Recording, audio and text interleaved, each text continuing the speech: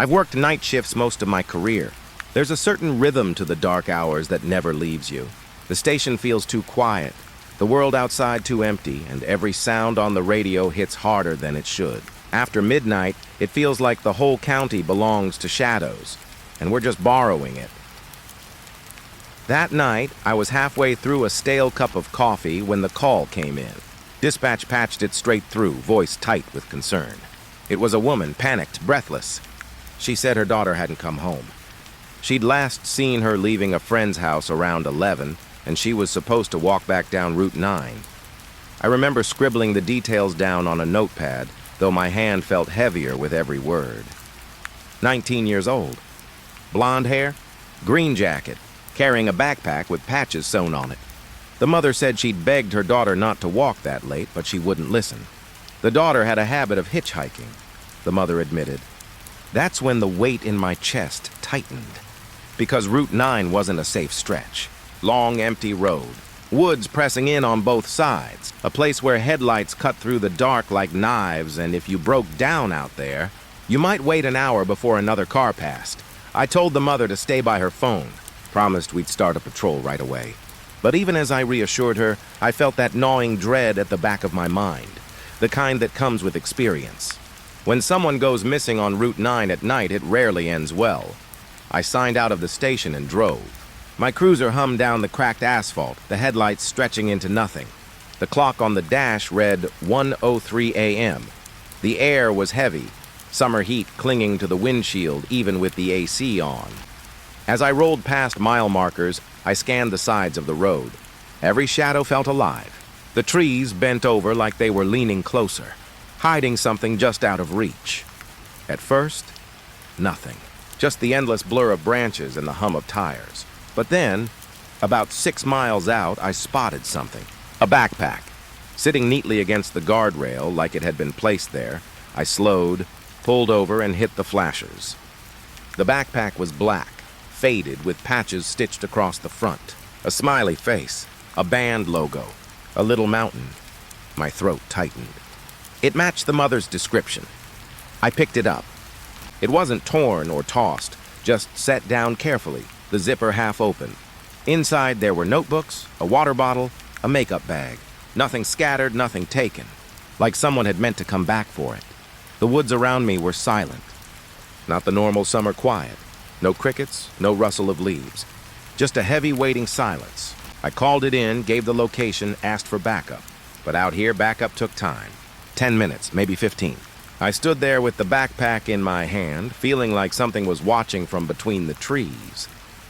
I told myself not to be dramatic. I'd been on dozens of missing persons before. Most of the time, the kid turned up drunk at a friend's place or crashed on someone's couch. But the backpack unsettled me. It wasn't thrown down in a rush. It wasn't hidden. It was just placed. I started walking the shoulder, shining my flashlight into the woods. The beam cut through the brush, but the darkness seemed to swallow it whole. Every few feet, I thought I saw movement. A flicker. A pale shape slipping just out of sight. I stopped, held my breath, listened. That silence pressed in harder. Then I heard it. A sound I'll never forget. A laugh. Not loud, not sharp. Just a faint giggle like someone muffling it behind their hand. It came from the trees. I froze. My light jerked toward the sound, catching only branches and shadows. My pulse hammered in my throat. I wanted to call out her name, but something in me held back. Like if I spoke, whatever was there would answer.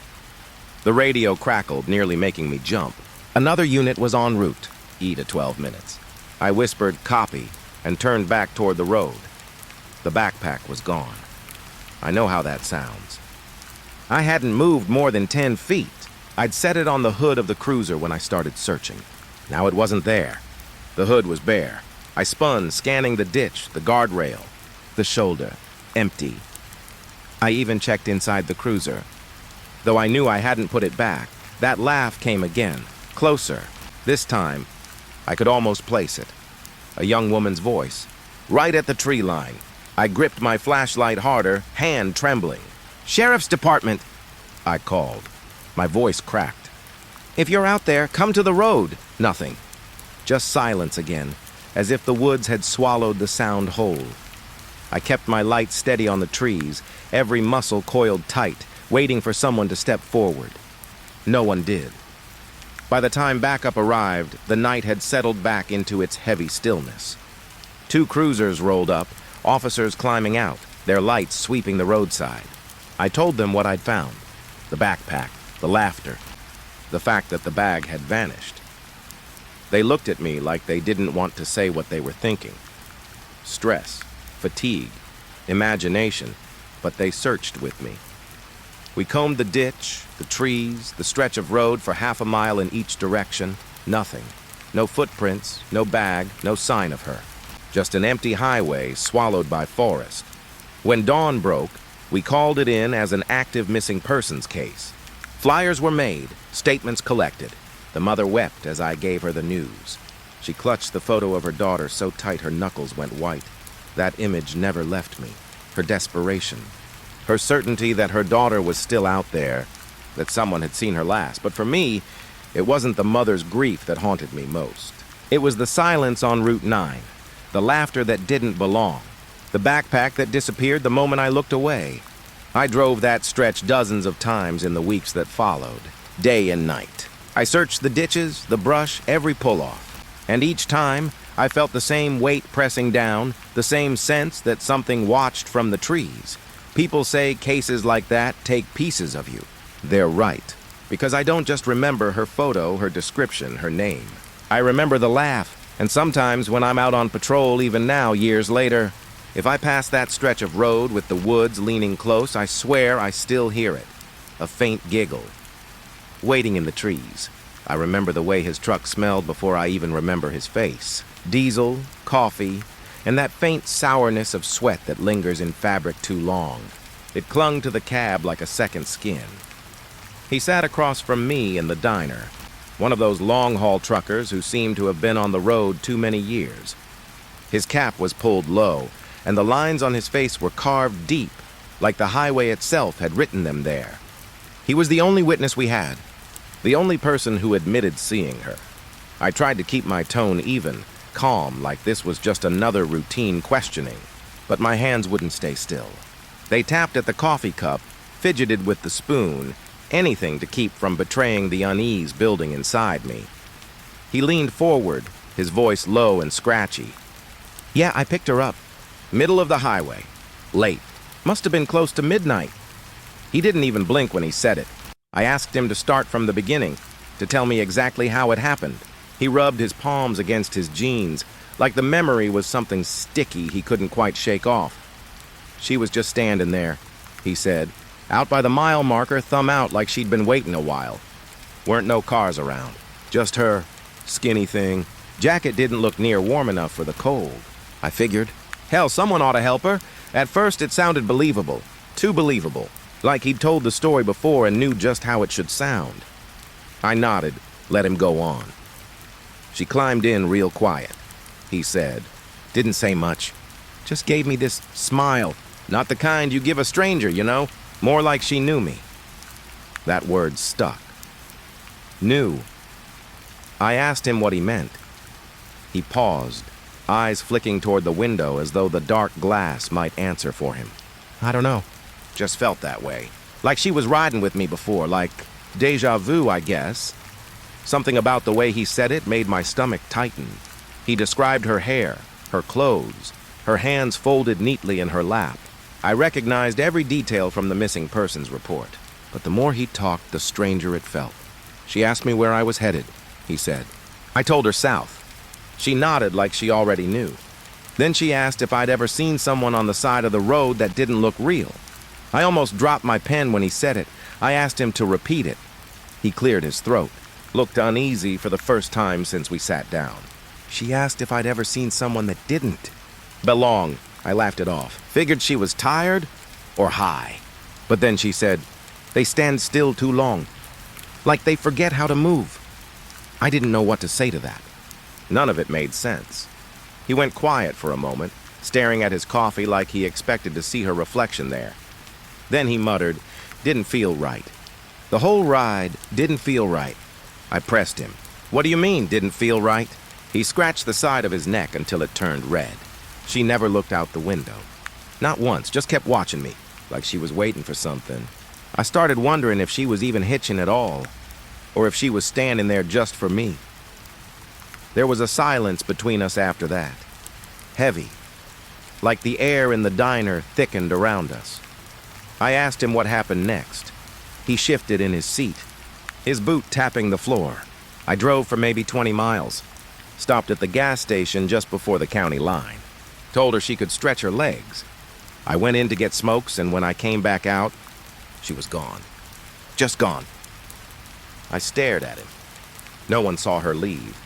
No one matched her description anywhere on the cameras. I asked him if he was sure she didn't just walk off. He shook his head slowly. Didn't hear the door shut.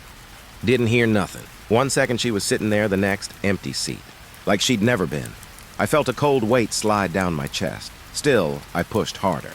Why didn't you call it in? Why wait until now? His jaw tightened, and he leaned back like the question offended him. Because I knew you wouldn't believe me. Hell, I barely believe me. But I can tell you this. He paused, then lowered his voice. She left something behind. My throat went dry. What did she leave? He reached into his jacket pocket and pulled out a glove. Black leather, small. A woman's glove. It matched the description of the one she'd been wearing. I didn't touch it. I couldn't. I just stared at it lying on the table between us like a piece of evidence from some dream that had bled into real life.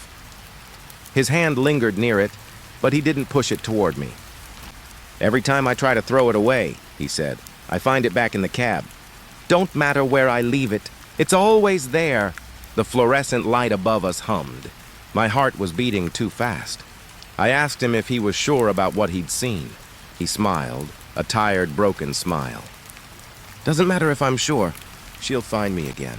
Folks like her, they don't ride with you just once.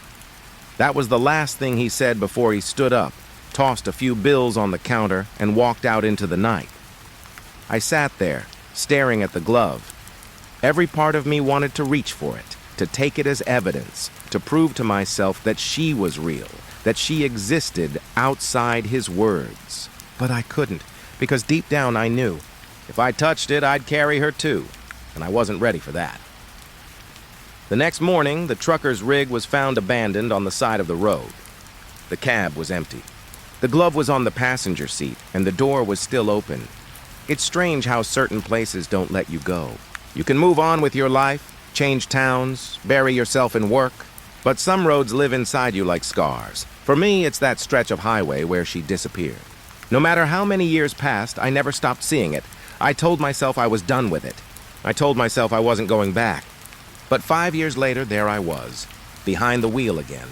The same cracked asphalt under my tires, the same endless black trees lining the shoulders like silent witnesses. The department never solved the case.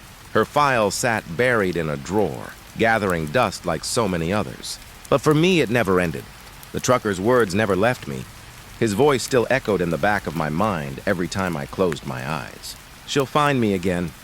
I thought maybe if I drove that road one more time, if I saw it with my own eyes after all these years, I could put it to rest. That's what I told myself. But the truth is, part of me wanted to see her. The night was colder than I remembered. A thin fog curled over the pavement, swallowing the headlights as soon as they touched it. The radio in my cruiser was off.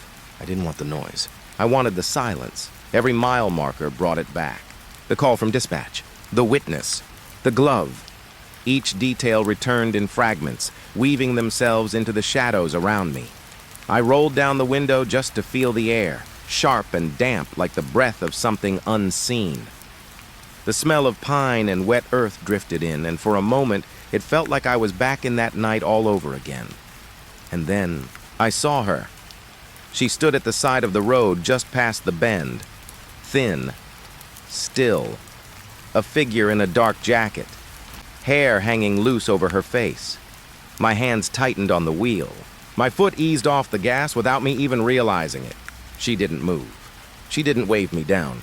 She just stood there, facing the road like she'd been waiting for me. My heart hammered so hard I thought I'd lose control of the car. Every part of me screamed to keep driving, to look away. But I couldn't. I couldn't tear my eyes from her. The headlights passed over her face for only a second. Just a second. But it was enough. It was her, the missing girl, the one who never came home. The one the trucker swore had vanished into thin air. She looked exactly the same. Not older, not changed. Exactly the same as the night she disappeared. I wanted to tell myself it was a trick of the fog, a shadow, a stranger who looked like her. But deep down I knew. I knew what I was seeing. I hit the brakes and pulled over. The tires crunched against the gravel shoulder. For a long moment, I just sat there, gripping the steering wheel, staring at her through the windshield. She didn't move, didn't blink, didn't breathe. Slowly, I opened the door and stepped out. The air hit me like ice. My boots crunched on the gravel. "Hello?" My voice cracked. "Do you need help?" No answer. She just tilted her head slightly like she was listening. Like she remembered me, every hair on my body stood on end. My throat felt dry as sand. I took one more step toward her, and then I stopped, because I noticed something. The fog curled around her legs, but it didn't move through her. It bent, shifted, flowed around her shape like water avoiding a stone. Like she wasn't part of the world. I don't know how long I stood there, staring. Seconds, minutes. Time didn't feel real anymore. Then, as suddenly as she appeared, she was gone. Not like she walked away. Not like she slipped into the woods. Just gone. The road was empty. The fog hung heavy, undisturbed. My chest tightened. My vision swam. I staggered back to the cruiser, shut the door, locked it, as if glass and steel could protect me from something like her. I sat there, shaking, watching the empty shoulder, and then I saw it on the passenger seat. A glove. Black leather, small. Just like before. My stomach dropped. I hadn't brought it. I hadn't touched it. But it was there, sitting neatly on the seat beside me, as though she had been riding with me all along. I wanted to throw it out the window. I wanted to scream, but I couldn't move. Instead, I just sat there, the weight of that glove pressing down on me like proof of something I couldn't explain. The trucker's words echoed again. She'll find me again. Folks like her, they don't ride with you just once. I started the engine and drove. I didn't look back. I didn't stop until the highway gave way to city lights. But even now, I don't feel like I ever really left that road, because sometimes, late at night when I'm driving alone, I glance at the passenger seat, and I swear I see her there, hands folded in her lap, eyes fixed on me, waiting. I still remember that summer like it never ended. The air was hot, heavy with pine and dirt, and the lake shimmered under the sun like it was holding secrets just beneath the surface. We weren't supposed to be there for long, just a family trip a few nights away from the city, camping near that quiet stretch of water. It was supposed to be simple. The boy who went missing, he was 12, my cousin. His name was Daniel. When I think about him now, the first thing that comes to mind isn't his laugh, or the way he always ran ahead on the trails, or even the baseball cap he never took off. It's the silence that came after, the way the woods swallowed him up and how that silence never really left us. We got to the lake on a Friday afternoon. The drive was long, and by the time we pulled up to the campsite, the sun was sliding low over the trees. I remember the way the water looked, still, glassy, reflecting the sky in a way that didn't seem real. My uncle joked it was like a mirror dropped by God. Daniel was restless. He always was. While the rest of us unpacked gear, he kept wandering toward the shoreline, skipping rocks and kicking at the sand. He wanted to swim, but my aunt told him to wait until the morning. "Tomorrow," she said, "we'll all go in together." That night we sat around the fire. The air smelled like smoke and pine needles, and the grown-ups talked too long about bills and work. Daniel sat across from me, poking at the fire with a stick, his eyes darting toward the dark outline of the lake again and again. He was impatient. Always impatient. I should have noticed more. The way he couldn't sit still, the way his hands fidgeted. But I didn't. I thought it was just him being him. When I woke up the next morning, the air was cool, damp with fog rolling off the lake. My aunt was already shouting his name. The tent flap was open. His sleeping bag was empty. At first, no one panicked. We thought he'd gone exploring or maybe to the water. My uncle laughed, said, That boy never could wait. He grabbed his boots, expecting to find him sitting on the shore with wet shoes. But the minutes stretched and stretched. I went down to the lake myself.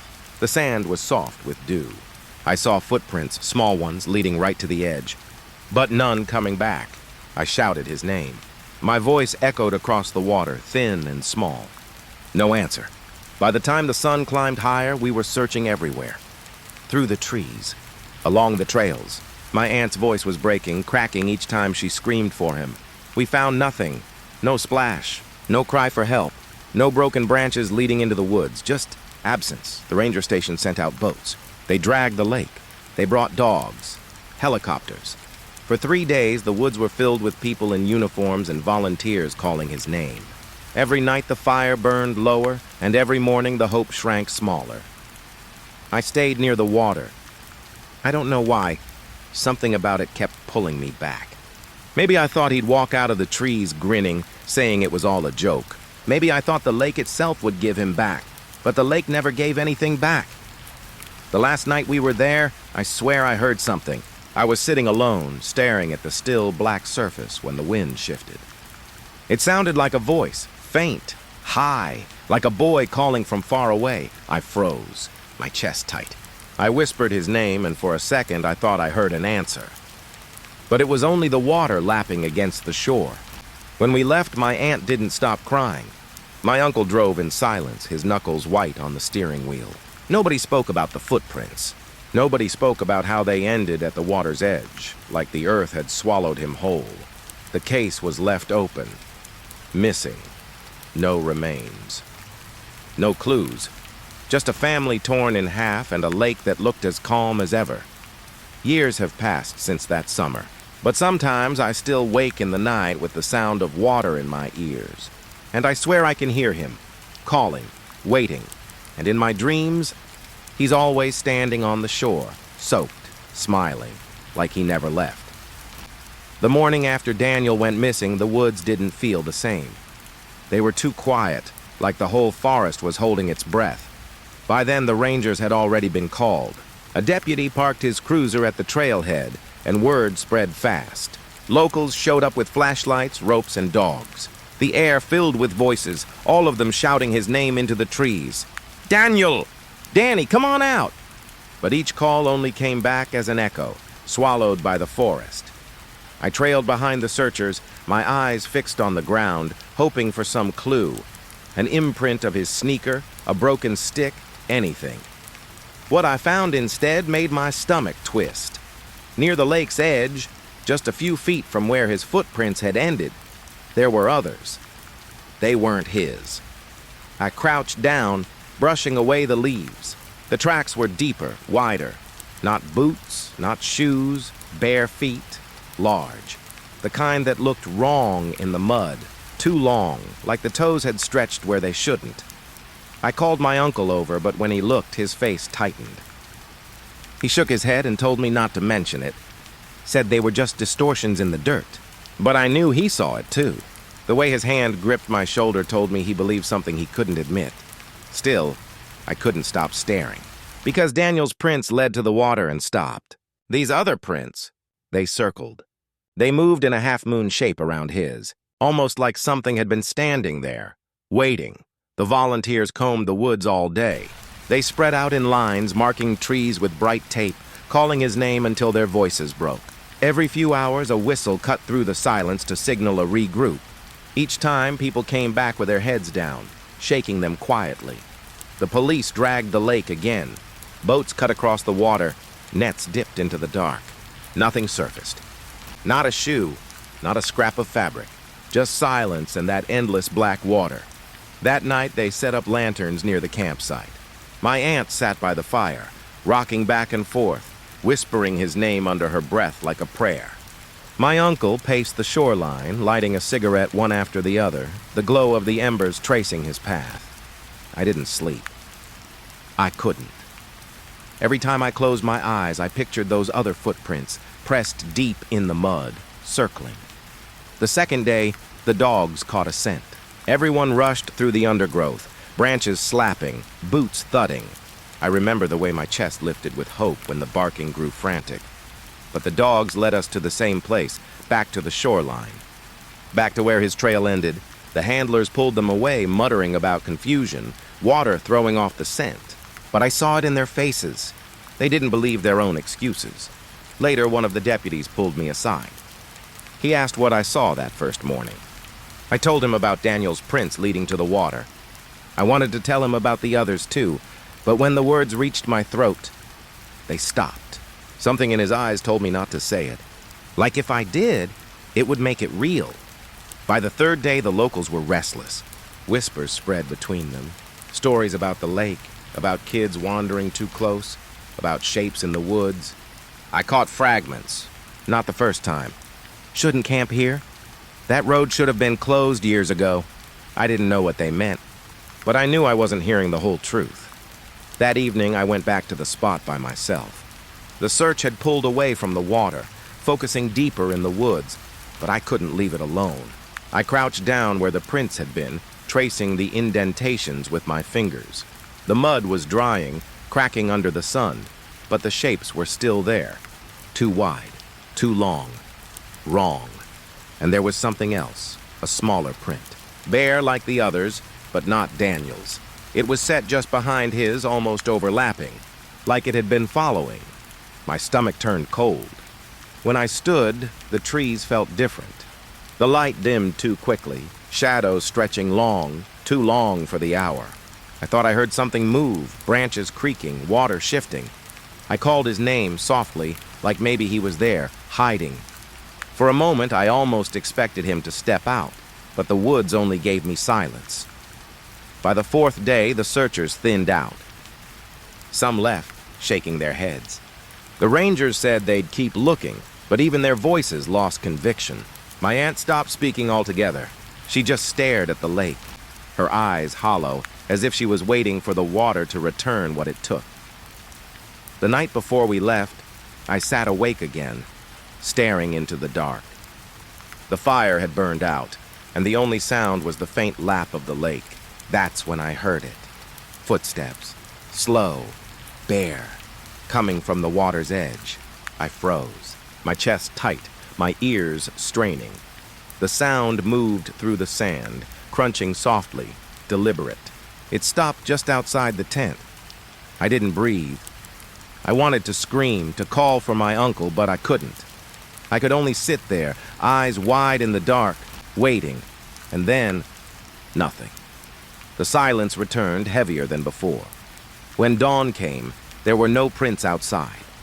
No sign anyone had been there. But I know what I heard.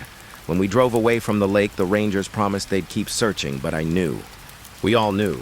Daniel was gone. The case stayed open, unsolved, just like the others whispered about. Just another name lost to that stretch of water. But I never forgot those prints, the way they circled his, the way they followed. And deep down, I knew the truth. He wasn't alone when he vanished. Something else was there. Something the woods were too afraid to speak of. On the fifth day, they brought in divers. The dogs had gone quiet. The trails had turned cold. And the woods had been combed so many times that the searchers moved like ghosts, retracing their own footsteps. My aunt barely spoke anymore. My uncle refused to look at anyone. And me? I couldn't stop watching the lake. It sat there, still as glass, as if it hadn't stolen anything at all. But I knew better. The divers suited up by the shore. Their heavy tanks hissed as they checked valves, the sound sharp against the soft rustle of the trees. Their wetsuits gleamed black, their masks hiding their eyes. They looked less like rescuers and more like people preparing to descend into another world. I stood with the others as they slipped beneath the surface. The water closed over them, calm, unbroken. Minutes passed, then longer. The ripples faded and the lake returned to silence, leaving no trace they'd gone in. The waiting was the hardest part. My chest tightened with each second. I told myself they'd come up with something, anything. A clue, a scrap of fabric, even a shoe. Something to prove Daniel had been real, that he hadn't just dissolved into thin air. When the first diver broke the surface, gasping, I felt my heart leap. But his hands were empty. They dove again. Again they surfaced with nothing. The third time, though, something changed. I saw one of them hesitate before climbing out of the water. His mask hung around his neck, his face pale, lips pressed thin. He didn't say anything at first. He just carried it to the shore, cradled against his chest like it might fall apart if he loosened his grip. It wasn't Daniel. It was something else. The bundle was tangled in reeds, long and slimy, wrapped so tight it looked intentional. Like it had been bound there, hidden beneath the surface. The diver laid it on the sand. For a long moment, no one moved. I remember the way my stomach turned, because it was small, too small to be a person. Someone finally knelt down and began peeling back the reeds. The smell hit first, wet, rotten, like something that had been trapped in the dark too long. Inside was a bundle of fabric, faded, torn, and woven into it was hair. Long, pale strands, knotted and slimy, not Daniel's. The deputies exchanged uneasy glances. The ranger cursed under his breath. My aunt screamed, covering her face with her hands. The diver kept his eyes on the ground. His hands shook as he pulled off his gloves. "That wasn't down there by accident," he said. His voice was flat, too calm, like he was forcing himself to keep it steady. Someone put it there, but the others didn't agree. They argued. Said it could have been debris. Said it was nothing. Said the water carried things strange ways. I wanted to believe them, but I couldn't, because I'd seen the reeds. They weren't twisted at random. They were braided, knotted tight, as if something had been wrapped with care, something meant to stay hidden. The bundle was bagged and taken away. The divers went back in, but when they surfaced again, their eyes looked different. I heard one of them mutter he wouldn't go down again after dark. Not for anything. That night, the camp was quieter than ever. My uncle sat by the fire, staring into the flames without blinking. My aunt lay in the tent, whispering Daniel's name over and over. I sat near the shoreline, watching the water. The moonlight rippled across it, silver and cold. And that's when I saw something. At first, I thought it was just driftwood, a shape rising and falling with the current. But as my eyes adjusted, I realized it was hair. Long, pale hair spreading out across the surface like a halo. My chest tightened. My throat closed. The shape dipped beneath the water before I could breathe. Gone without a sound, without a ripple. I told myself it was my imagination, a trick of light and exhaustion. But the next morning, one of the divers refused to go back in. He kept staring at the lake with wide eyes, whispering that he saw someone down there, someone watching him from the dark. The others mocked him, called him spooked. But I knew what he saw, because I'd seen it too. The official report said the bundle was inconclusive. Debris tangled in natural vegetation. Nothing tied to Daniel. Nothing useful. Just a note in the file, another loose end buried in paperwork. But I can still see it. The strands of hair pale and slimy. The reeds braided like fingers interlaced. The way the diver carried it to the shore with that look on his face. Like he'd touched something he wished he hadn't. And I can still smell it. That wet, rotting stench, clinging to the air long after the bundle was taken away.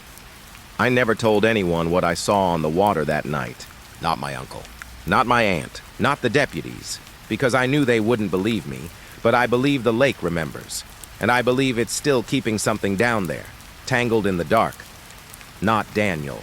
Something else. Something that doesn't want to be found. It was years before he finally spoke. By then, most people had stopped asking questions. The case was old, the search long gone cold. Daniel's name had become something people whispered. Not out of care, but out of discomfort. The kind of story you pass along like an old rumor, softened and warped, until it doesn't even sound real anymore. But for us, it was never gone. Not a day passed without it. My aunt carried his absence in the way she folded laundry, setting aside shirts too small for anyone left to wear. My uncle carried it in silence, in bottles drained and smashed against the barn wall, in nights where he didn't come home until morning, eyes red and raw. And me, I carried it in the lake. In the way I couldn't drive past it without looking too long, in the way I couldn't swim anymore, in the way I dreamed of pale hair drifting beneath black water. I thought my uncle would die without ever saying a word. But one night, years later, he did. It was late. The house was quiet, heavy with that tired kind of silence families fall into after too much grief. My aunt had gone to bed hours before, but I stayed up. I don't know why. Maybe I was waiting. Maybe part of me always had been. He came stumbling in from the porch, the smell of whiskey clinging to him so thick I could taste it in the air. His shirt was half unbuttoned, his boots caked with mud. He dropped into the chair across from me, leaned forward, and just sat there, staring at nothing. For a long time, I didn't say a word. Neither did he. The only sound was the faint ticking of the clock on the wall. Then he laughed. A dry, broken sound. "You think it was me, don't you?" he said, his voice rough. He didn't look at me when he said it. He just kept his eyes on the table, his hands twisting slow circles against the wood. I opened my mouth, but nothing came out. Because I had thought it once. Everyone had. The whispers, the sideways glances, the unspoken questions. But before I could answer, he leaned closer. His eyes were bloodshot, but clear in a way that cut through me. "It wasn't me," he said. "But I know what it was." The room felt colder. I waited for him to laugh again, to wave it off, to drown it back in whiskey. But he didn't. He just sat there, his jaw tight, his hands trembling against the wood. He told me about the night Daniel disappeared. How he'd been near the lake, just out of sight, smoking in the dark. He said he heard something that didn't sound like an animal, didn't sound like anything he'd ever heard before. A voice, low and strange, carrying across the water. He swore he saw movement in the reeds. Not Daniel, not anyone, something else.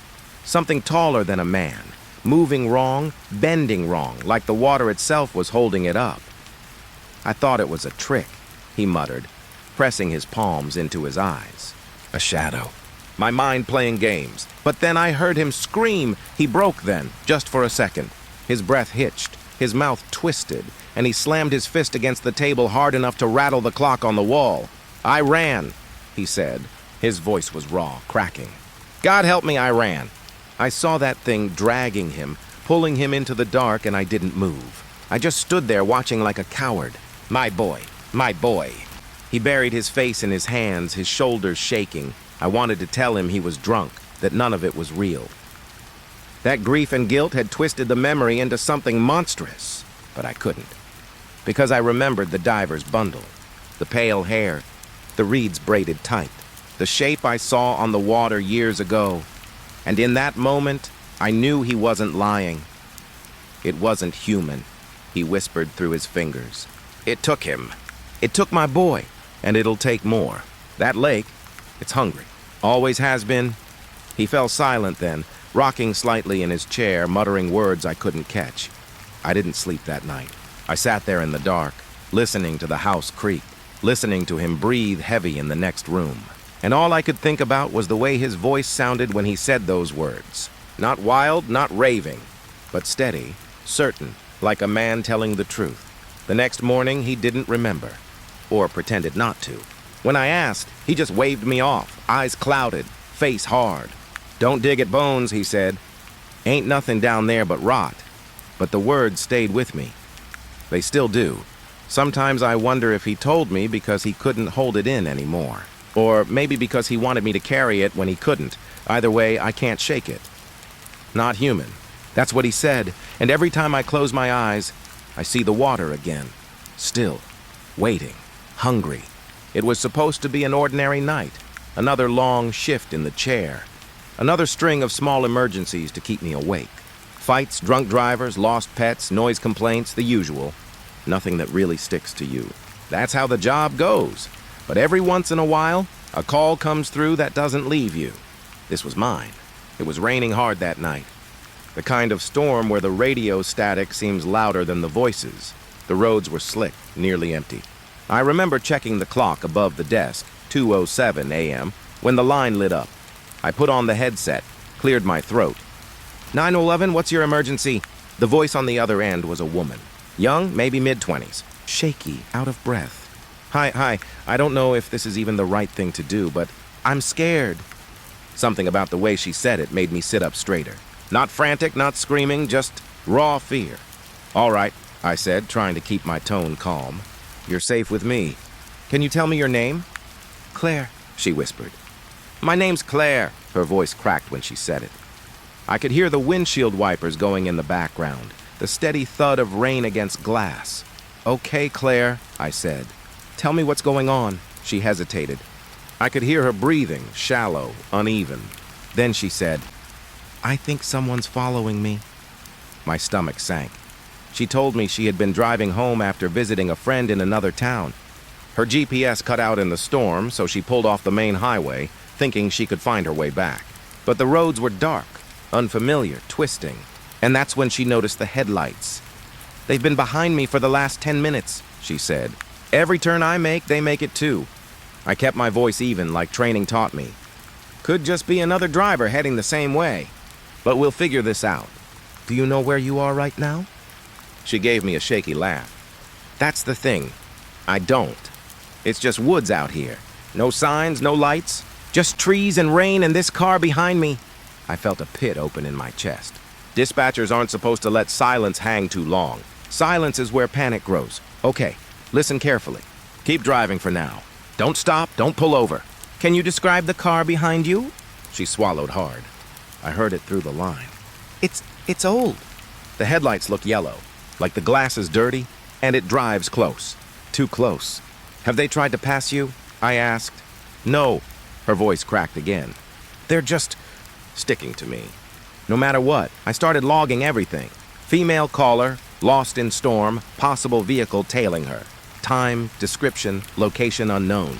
I flagged it as urgent. Claire, I said, keeping my tone steady, I'm going to stay on this line with you. You're not alone. Can you tell me the last landmark you passed? She thought for a moment. There was a gas station, a boarded up one. Maybe 20 minutes back. Since then, nothing. That didn't help much. But I kept pressing. Do you see any mile markers? Road signs? No, just trees. It feels like I'm driving in circles. Her voice wavered. And then softer. I don't think they want to pass me. I think they want me to stop. Her words hung in the air like frost. I tried to keep her calm, asked about her car, her fuel level, anything to ground her. She said the tank was half full. I told her that was good. That gave us time. But then she said something that made my blood run cold. They flash their brights sometimes. Just quick, like they're signaling me. I asked her how many times. She said 3. Always 3. Always the same distance behind her, never gaining, never dropping back. And then she went quiet. For a moment, I thought the call had dropped. Claire, are you there? Her voice came back a whisper. I think I saw someone in the road. I froze. What do you mean, someone? A figure, she said, standing at the edge of the trees. Just standing there. And when my headlights hit them, they stepped back. Her breathing grew ragged. The wipers thumped faster, her engine humming low through the phone. Claire, keep driving, I told her. Don't stop for anything. Do you understand? She didn't answer at first. Then she said, almost to herself, what if it's a trick? What if they're trying to push me somewhere? The storm was loud on her end now, wind howling, branches snapping against her car. The line crackled with static. I logged everything, called out to the nearest unit, tried to ping her location through the cell tower. Nothing. Too much interference. Claire, listen to me. You have to trust me. Keep driving until you find a town, a light, anything. We'll get someone to you, she sniffled, voice breaking. I don't think there's a town out here. Her words didn't sound dramatic. They sounded certain. Like she'd been driving long enough to know, and then, as if on cue, her voice sharpened. He's closer. Oh God, he's closer now. I heard the engine roar as she pressed the gas. Her voice shook with every word. I can see his face in the mirror. He's smiling. Why is he smiling? My hands were sweating, pressing the headset tighter against my ears. I kept repeating the same words like a lifeline. Stay calm. Keep driving. I'm with you.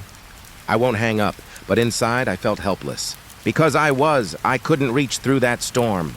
Couldn't touch the wheel, couldn't pull her off that road. All I had were my words. And then her voice dropped to a whisper again. There's another figure. Ahead of me this time. In the middle of the road. The line filled with static, rain pounding harder, her breathing short and fast. What do I do? She begged. I opened my mouth, but before I could answer, the call cut out. The tone hit my ears like a blade. Dead air. I sat there, headset still pressed tight, heart hammering, waiting for her voice to return. But it didn't. Not that night. Not ever, and the worst part is, I can still hear her voice sometimes. The way she whispered my name at the end, not dispatcher, not operator. My name, like she thought I could save her. They told me not to listen to it again. The recording, I mean. The call. They said replaying it wouldn't change anything, that it would just dig the wound deeper. But wounds fester when they're left alone, and some part of me couldn't let it go. The tape became my anchor, my curse. The night Claire vanished, the storm knocked out parts of the county grid. We couldn't track her phone, couldn't pull traffic cams. All we had left was the recording, the last link to her voice. At first I listened because I had to. It was procedure, transcription, review, forwarding it up the chain. Every second logged, every sound annotated. The hiss of rain, the sweep of her wipers, her breathing, shallow, uneven, and then the silence. That impossible silence where her voice just bled into static. No crash, no scream, no final words. Just a slow wash of white noise that ate her whole. I thought that was the end of it, but it wasn't. The first time I noticed something wrong was a week later. I was in the comms room alone, headset plugged into the old playback unit. The others had gone home. I told myself I was just double-checking, making sure nothing was missed. But when the static hit, I swear I heard something under it. Not a voice exactly, more like a shape. A low sound, stretching and folding, like something pressing against glass. I ripped the headset off, heart pounding, telling myself it was bleed through from another channel, interference, storm damage, anything but what it felt like. Still, I couldn't shake it. The next night I listened again, and there it was, clearer this time. A rhythm beneath the static, like faint footsteps pacing across gravel. I didn't log it, didn't mention it. I knew what people would say. Sleep deprivation, stress, guilt twisting sounds into ghosts, but the more I listened, the more it grew. Each replay was different. Sometimes I heard water, faint ripples lapping against wood. Sometimes breathing, close enough I could almost feel it against my ear. Once, God help me, I heard her. Claire, not screaming, not pleading. Just whispering something I couldn't understand. Like she was speaking from far away, caught between words and static. I thought I was losing my mind. But then one of the night officers, Davis, asked me about it. Said he'd listened to the copy they circulated for training, and he swore he heard knocking. 3 sharp raps in the middle of the noise. That froze me cold, because I hadn't told anyone about the headlights, about how Claire said the car flashed its brights 3 times. Always 3. And Davis heard 3 knocks. It wasn't just me.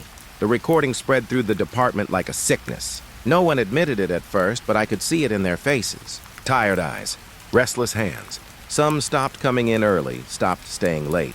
Because they knew, if you sat alone with the tape too long, it got under your skin. I started keeping a journal, marking what I heard each time. Replay 1, water. Replay 2, footsteps. Replay 3, Claire's whisper. Replay 4, the knocks. Each time something new. Each time closer. One night I pressed the headphones tight and forced myself to listen through the static longer than before. I wanted to hear it all, no matter what. And that's when I caught it. A laugh. Not Claire's, not mine. Something deeper. Slow. Like someone exhaling through their teeth, dragging it out just to be heard. I yanked the cord so hard the jack snapped. After that, I stopped writing in the journal. What was the point? It wasn't random. It wasn't glitch. The tape was alive, shifting, showing pieces of something we weren't meant to hold. The others started noticing it too. A sergeant told me he couldn't get the sound of a woman crying out of his head, though he swore it wasn't in the first recording. Another swore he heard a second voice, low, repeating the same word over and over. We compared notes, desperate for patterns, but nothing lined up. Each of us heard something different. But all of it pointed to one thing. That night wasn't over. Claire's call hadn't ended. It was still happening, somewhere. I tried to sleep, but the static followed me. In dreams, it wasn't noise anymore. It was a landscape. A white fog with shapes moving in it. long shadows bending in ways that made me sick. And always at the edge, her voice, "Do you hear me?" That's what she said in the dream. Over and over, "Do you hear me?" I wanted to tell her, yes, I did. I always did. But in the dream, I couldn't move my mouth. Couldn't speak. I started avoiding the comms room. Left shifts early, sat in my car with the engine running just to feel grounded. But it didn't help. Because the tape was everywhere now. Officers whispered about it, kept copies on their phones. Some said new sounds appeared only when they were alone. Others claimed the voices were starting to say their names. It didn't stop with us either. Word leaked. A few reporters got hold of it, uploaded snippets online. The department yanked them quick, but not quick enough. People dissected it frame by frame, slowed the static, ran it through filters. And every time something different emerged. Some heard screams. Some heard chanting. Some swore they heard words that weren't even in English. But I knew the truth. It wasn't the tape changing. It was the listener. The static bent itself around whoever dared to hear it, finding cracks, prying them open, feeding on the part of you that already feared. It's been months since I last listened, at least with headphones. But sometimes, when I'm alone in the dispatch room late at night, lights low, storm outside, I swear I hear it bleeding through the speakers. That faint hiss, like breath pressed against glass. And sometimes, if I sit too still, I can make out the words beneath it. Not Claire anymore. Something else, and it doesn't ask if I can hear. It tells me, "We hear you." I never liked talking about this case. Some stories fade with time, but this one never did. It stuck like a splinter under the skin, small but impossible to forget. And every time I think of those woods, the smell of damp pine, the way sound carries too far and not far enough, I feel that same unease in my chest. It started with two girls, college students, both 19. They weren't locals just passing through on a long weekend trip. Their names were Sarah and Emily. I remember the first time I saw their photos, the kind that looked like they belonged on social media, laughing, arms slung around each other, holding iced coffees in the sun. Bright, young, the kind of faces you never expect to see on a missing poster. They'd rented a cabin a few miles north of the old service road. Not one of the newer ones with Wi-Fi and hot tubs, but an older place, family-owned, barely maintained. A crooked little thing that looked like it had grown out of the forest itself. When the report came in that they hadn't returned, I didn't think much of it at first. College kids go missing for a night. They drink too much, get lost, sleep it off somewhere. Happens more than you'd believe. But something about this one felt wrong from the start. For one thing, it was Sarah's parents who called it in. Not friends, not the girls themselves. Parents. They said their daughter was supposed to check in that night. She never did. Neither of them answered their phones. The storm had knocked out some service in the area, so we told ourselves it was just reception. But still, we sent someone up. When the deputy came back, his face said everything. The cabin was empty. The girls' bags were still inside. Phones, chargers, clothes folded neatly at the foot of the bed. Sarah's wallet on the counter. Emily's jacket slung over a chair. Everything was there, except them. I drove up myself the next day. The road wound through miles of pines. So dense it felt like driving into a tunnel. The air was colder there, damper, and the silence carried a weight that pressed against the car windows. By the time the cabin came into view, I already felt uneasy. It sat on a small clearing, wood dark with age, roof sagging slightly.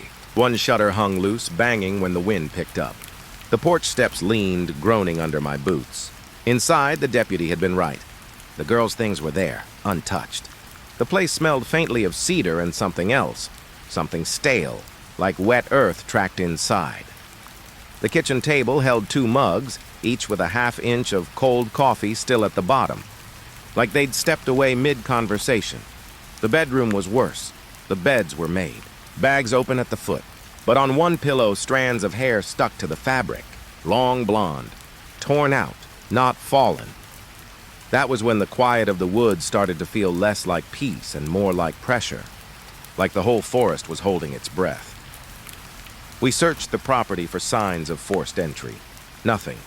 Windows intact, doors locked from the inside. No broken glass, no footprints we could trust. The rain had washed most of it away, but out back, near the tree line, I found something. A shape pressed into the soft dirt. Too wide to be a boot, too long to be an animal. Almost human, almost not. I didn't say anything to the others, just marked it in my mind. The investigation dragged on for weeks. Flyers went up. Search parties combed the woods. Dogs were brought in. Helicopters. Nothing. Not a shred of clothing, not a trace of blood. Just the cabin, waiting in silence. I visited more than once. Each time I felt the same thing, that heavy sense of being watched, of standing in someone else's house, someone who never left. Locals started whispering about it. They always do. Some said the girls ran off, staged their disappearance. Others muttered about the woods, said people had been going missing out there for decades. Campers, hunters, names that never made the news. But the cabin stayed. Years passed, but I never stopped thinking about Sarah and Emily, about the coffee mugs, the torn hair, the way the forest pressed in so tight it felt like it swallowed them whole. Most cases fade, even the ugly ones. But this one grew sharper with time. Like the woods themselves wanted it remembered. Sometimes I dream of the cabin. In the dream, I'm standing at the edge of the clearing. The pines are tall, endless, their tops lost in the dark. The cabin waits, quiet and crooked, its door slightly open, and inside I hear voices. 2 young women laughing. It sounds warm, happy, normal, but when I step closer, the laughter cuts off, and all that's left is silence. I wasn't the one who found it. It was one of the deputies, a young kid named Miller, still fresh on the job. He came back from the cabin holding something in a plastic evidence bag. I remember the way he set it on the desk, like it was fragile, or worse, like it was alive. It was a notebook, not new. The cover was worn, one corner bent, the pages swollen a little from damp air. Half of it had been torn away, jagged at the spine like someone had ripped it out in a hurry. Inside, the handwriting was frantic. Words pressed too hard, letters uneven, sentences running off into the margins. At first, I thought it was just the ramblings of some teenager, nothing useful. But then I started reading. The entries weren't dated, but they were written like a timeline. The first pages were calm. We got here today. It's smaller than the pictures online. The woods are beautiful, though. Emily says it feels like a fairy tale. I think it feels too quiet, but maybe that's just me. The next entry. The power went out last night. It came back after a few minutes, but the silence was strange. I thought I heard footsteps on the porch. Emily laughed when I told her. She said it was probably just branches in the wind. But branches don't knock twice. I felt the hair on my neck rise as I read those words. The later entries grew worse. There's someone outside. I swear it. Last night I saw movement through the window. A shadow, tall, standing at the tree line. When I told Emily, she got mad. Said I was trying to scare her. But I'm not. I can feel it watching us. The next page was smeared.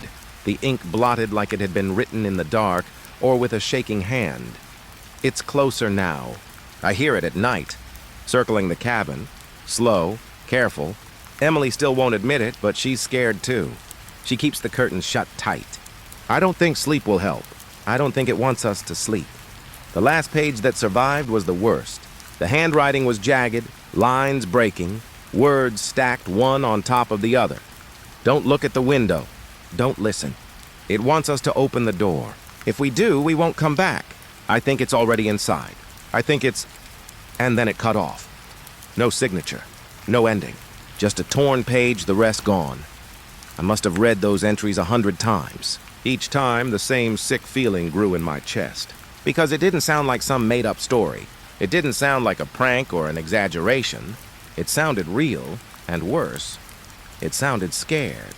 When I showed it to the others, no one knew what to make of it. Some said it was Sarah's writing, others thought Emily's.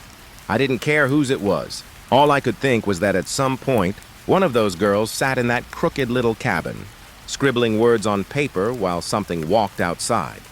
I couldn't shake that image. We sent the notebook to forensics. They confirmed the ink matched one of the pens in the girls' bags. The torn edge matched nothing in the cabin. Those missing pages, they were gone, taken. And I couldn't help but wonder, who or what took them. The locals had their theories. Some said it was a drifter, living off the woods, watching the cabin for days until he decided to strike.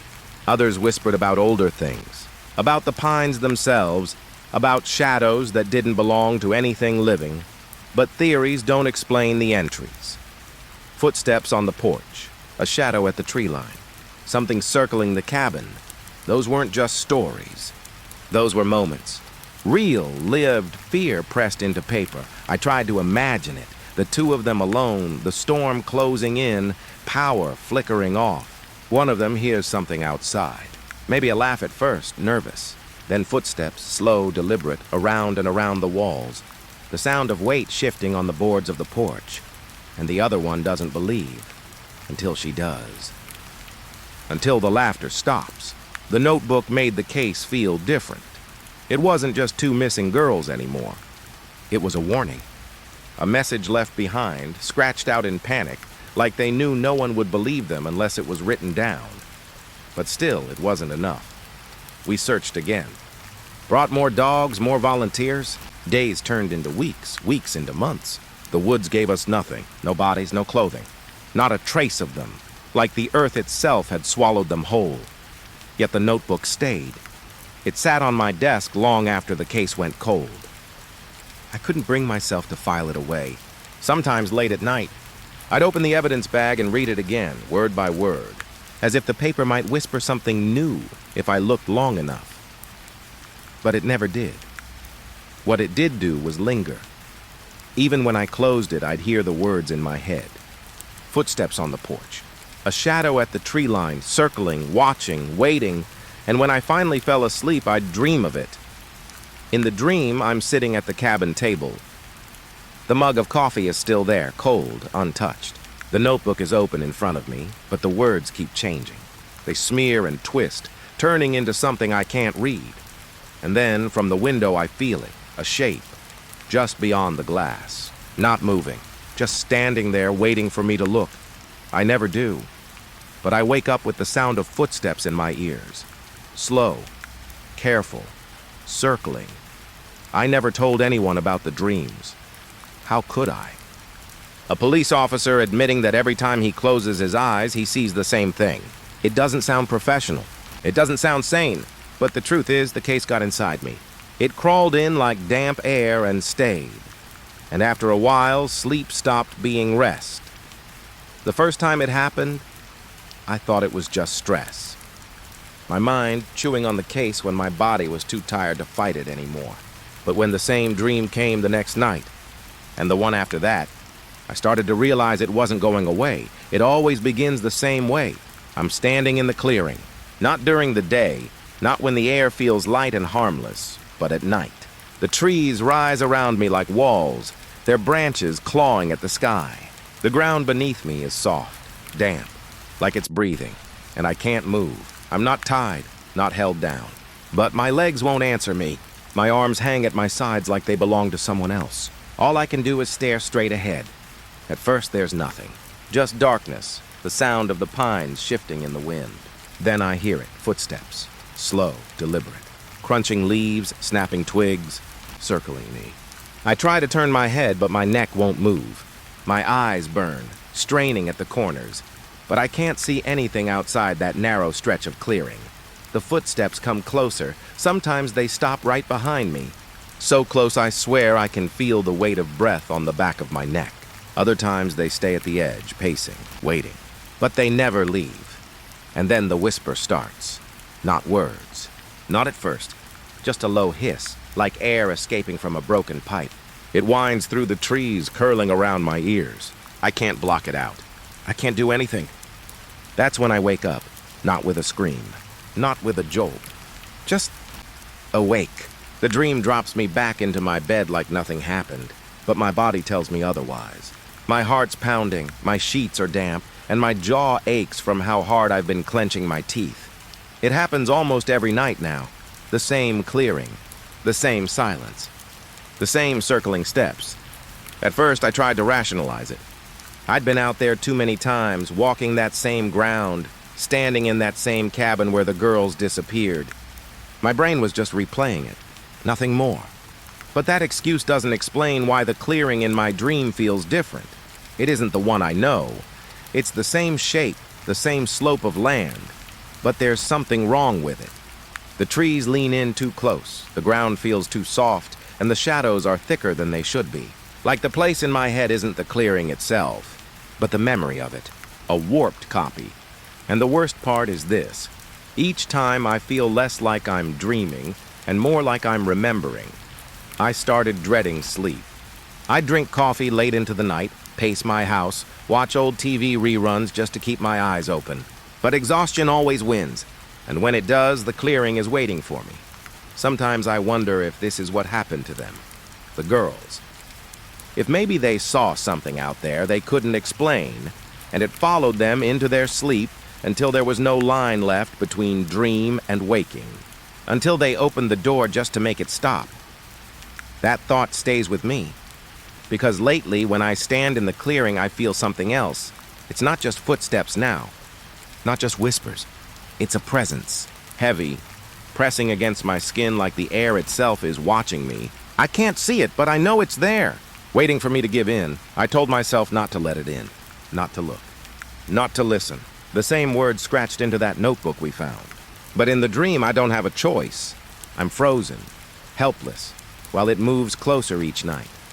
And I'm afraid of what will happen when it finally decides to step into view. When the case first went cold, I thought the worst part was not knowing. Not knowing where the girls went, not knowing who or what took them. But now I think the worst part is the knowing that's coming. The way the dream keeps pushing me towards something I can't unsee. I've caught myself staring at the woods differently. Even off-duty, driving past the pines, I'll slow down, scanning the tree line like I'm expecting to see the same shadow from my dream standing there. And sometimes, I swear I do. Not clear, not enough to prove. Just the shape of something tall between the trees, gone when I blink. I don't know how much longer I can keep this to myself. If I tell the others, they'll think I've lost it. Maybe I have. But a part of me thinks this isn't just a dream. It's a message, a warning. And another part of me, one I try not to listen to, thinks it's an invitation. Like the clearing is calling me back, like it won't let go until I answer. Some cases don't end. They just stop. That's what happened with the girls, Sarah and Emily. Their file still sits in the drawer, the manila folder swollen with reports, photos, maps of the search grid. Everything we gathered, every lead that went nowhere. The last paper inside is stamped in red, Unsolved. I used to think closing a case meant you had answers, evidence, a line drawn under the mystery. But I learned that sometimes closing a case just means admitting you've run out of options. You've run out of energy. And maybe, if you're honest, you're too afraid to keep digging. We did everything we could. Search parties, dogs, divers in the lake. Interviews with every hunter, every camper, every local who might have seen something. Weeks turned into months. The seasons changed. The calls from the families slowed, then stopped. And all we had was silence. The cabin sat there, waiting. Every now and then, I'd drive up just to look at it. I don't know why. Maybe I thought if I stared long enough, something would shift. A curtain moving, a door cracked open, a figure standing just at the tree line. Something to prove I hadn't imagined the whole thing, but nothing ever moved. Still, I wasn't the only one who couldn't let it go. The locals started talking. They always do when the woods take someone, and the whispers spread. They said if you walked the road at night, you could hear voices in the pines, not wind. Not animals, voices. Some swore it was laughter. 2 young women, laughing like they were still alive, still on their trip, still sipping coffee and talking about boys and classes and the future. Others swore it wasn't laughter at all. They said it was screaming. I never heard it myself, but I've seen the way people look at those woods after dark. How they avoid the trailheads. How no one rents the cabin anymore. It sits empty, rotting slowly, its windows staring out like blind eyes. Sometimes I think the forest wants it that way. The case went cold, but it didn't die. Every few years, someone new would ask about it. A rookie on the force, a reporter looking to stir up old wounds. I'd always give the same answer. We searched. We found nothing. We don't know what happened. But that's not the whole truth. The truth is, I can still feel it. That weight in the clearing. That sense of being watched. I feel it even now telling this. And the dreams. They never stopped. I never told anyone about them, not really. How I keep finding myself in that clearing at night, rooted to the ground, the trees closing in tighter each time. How the whispers circle me, sliding into my ears, my chest, my bones. Sometimes in the dream, I hear them scream. And sometimes I hear them laugh. The worst part is, I don't know which is worse. There are nights I wake up drenched in sweat, gasping, and I know I wasn't alone in that dream, that something else was there with me, something patient, something that doesn't care how many years have passed, because it has all the time in the world. I think about Sarah's parents, Emily's too, how they must still lie awake at night, wondering if their daughters ran, if they were taken, if they suffered. I can't tell them the truth, not the truth I feel, that the woods themselves swallowed them whole. The locals are closer to the truth than the reports ever were. They don't need evidence. They know what those trees keep. Sometimes, driving home late, I catch myself slowing near the edge of the pines. I roll the window down just a little. The night air is cold, sharp, and I listen. Most nights, there's nothing but the sound of the wind pushing through the needles. But every so often, when the air is still, I hear it. A faint sound, far away. It could be laughter. It could be screaming, or maybe it's just the forest breathing. The case is closed, but the story isn't. Not for me, not for this town, because the pines keep their secrets. And sometimes, late at night, I think they want us to remember, and I think they want more. It was supposed to be just another morning run. That's what I keep telling myself whenever I think back to that day. I'd been running the same stretch of road for years, an old service route that cut past the industrial park and wound back toward the river. Hardly anyone used it except early joggers like me and maybe the occasional truck. The air was cool that morning. The sun hadn't risen high enough to burn off the mist yet, and the grass along the ditch glittered with dew. My shoes slapped against the asphalt in a steady rhythm, and I remember thinking how quiet everything felt. Too quiet, maybe, but I ignored it. It wasn't until mile 3 that I saw something in the ditch. At first, I thought it was trash. People throw things out all the time. Beer cans, old fast food bags, the kind of junk that litters every roadside. But this was bigger. A shape half hidden by tall weeds, slumped low near the drain pipe. As I got closer, I slowed. My chest tightened. It was a backpack, a girl's backpack by the look of it. Bright fabric, pink with faded designs, too clean to have been sitting there long. The zipper was half open, and papers poked out like someone had dropped it in a hurry. I stood there, breathing hard, staring down into the ditch. My mind tried to find the easy explanation. Maybe a kid from the nearby trailer park lost it. Maybe it just got tossed out of a car. But then I saw the shoe. It was lying about a foot away, half buried in the wet grass. Small, a girl's running shoe. One of the laces was knotted and frayed, like it had been pulled too hard. That's when the quiet around me changed. It wasn't just morning stillness anymore. It felt heavy, like the whole road was listening, like the air itself was holding its breath. I stepped down into the ditch, shoes sinking into the damp earth. The closer I got, the worse the feeling grew. The backpack was light when I lifted it, but something inside rattled. When I unzipped it, my stomach turned. Inside were school books, a water bottle, and a phone with a cracked screen. The battery was dead. I don't know why, but I set the backpack down quickly, almost like it burned to touch. My eyes kept drifting back to the shoe, just one shoe lying by itself. No sign of the other. No sign of her. That was when I noticed the drag marks, thin lines cut through the wet grass, starting near the road and trailing down into the weeds by the pipe. Not footprints exactly, more like something or someone had been pulled. My throat went dry. I followed the marks a few steps, but they stopped near the dark mouth of the drainage pipe. A black circle in the ground, wide enough for a person to crawl into. The inside was slick with algae and shadow, disappearing into the earth. I couldn't see anything past the first few feet, but the smell hit me. Damp, sour, like rotting leaves. I backed up fast. My heart hammered in my chest, too loud, too sudden. I wanted to believe I'd stumbled on nothing more than a lost backpack, but the ditch told me otherwise. I climbed out, legs shaking, and pulled my phone from my pocket. My hands trembled as I called it in.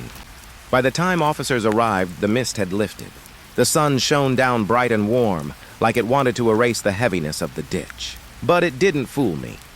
I watched them walk down, pick up the backpack, examine the shoe, shine their flashlights into the pipe. Their voices were calm, professional. But I saw the way they glanced at each other when they noticed the drag marks. They felt it too. That weight. When they brought the items up, they asked me questions. How far into my run had I been? Did I see anyone else on the road? Any vehicles parked nearby? I shook my head. I hadn't seen a soul all morning. Still, I couldn't shake the thought that someone had been there. Maybe still was. Watching me from the tree line. The investigation started right there. They taped off the ditch, set up cones along the roadside. I stood with my arms crossed, sweat cooling on my skin, and tried not to look at the pipe again. But I could feel it, like a mouth yawning open, waiting for someone else to get too close. Later, when I was home, I couldn't stop replaying the moment in my head. The pink backpack, the single shoe, the marks in the grass that led into darkness. It should have ended for me there. Just a jogger who found something strange and called it in. But it didn't, because that night I dreamed of the ditch. I dreamed I was running again. Same road, same cool morning air. But when I reached the ditch, the backpack wasn't there anymore. The shoe was gone. Instead, I saw a figure crawling out of the pipe. A girl soaked to the skin, hair plastered to her face. She was barefoot, her arms shaking as she pulled herself onto the grass. She looked up at me. Her eyes were wide, mouth moving soundlessly, like she wanted to scream but couldn't. And just before I woke, something else moved behind her. Something still inside the pipe. Something that didn't look human. I woke up gasping, heart racing, and for the first time in years, I couldn't make myself go running the next morning, or the one after that, because once you've seen the ditch, you don't forget it. And once you've felt that weight in the air, you know it never really goes away. I'll never forget the first time I saw her, the girl's mother. It was a week after I found the backpack and the shoe in that drainage ditch. The police had combed the area, brought in dogs, even drained part of the pipe. But they didn't find her. They didn't find anyone. Just mud, broken bottles, and a smell that never seemed to leave the place. Reporters had been hovering, snapping photos, chasing quotes. For a few days, the whole town seemed to breathe heavier, like the ditch had spilled some of its darkness into the air. Then it started to fade. People went back to work, back to church, back to pretending things were normal. But she didn't. The girl's mother showed up every day. I was driving home one evening when I saw her car parked on the shoulder. The sun was dipping low, casting that long orange light, and there she was, standing at the tape line, clutching her coat tight around her. I slowed without meaning to. Something about the way she stood so still, staring at that ditch. I pulled over. She looked at me as I stepped out. Her face was thin, drawn tight with exhaustion. Her eyes. They weren't like the others in town. Everyone else looked away from the ditch. But she didn't. She couldn't. "You're the one who found it," she said. Her voice cracked, but it wasn't a question. She already knew. I nodded. "The backpack. The shoe." Her eyes watered, but she didn't cry. Instead, she stepped closer to the tape, as if the thin strip of plastic was all that kept her from falling in. "She's still there," she whispered. The hair on the back of my neck rose. I wanted to tell her I was sorry, that maybe she was right. But the way she said it, it wasn't like a guess. It was like a fact. "She calls to me," she said, at night. "When it's quiet, I hear her voice. From down there." Her gaze didn't leave the ditch. She said it like she was talking about the weather, like it wasn't something impossible. "I've told the police," she went on, her words tumbling out now. "They don't believe me. They think I'm just a grieving mother, losing my mind. But I know my daughter's voice. I know when she says my name." My throat tightened. I couldn't find words. I just stood there, listening. "She's not gone," the woman said. "She's waiting. Down there. And I can't get to her." She finally turned to me, her eyes searching mine. "You believe me, don't you?"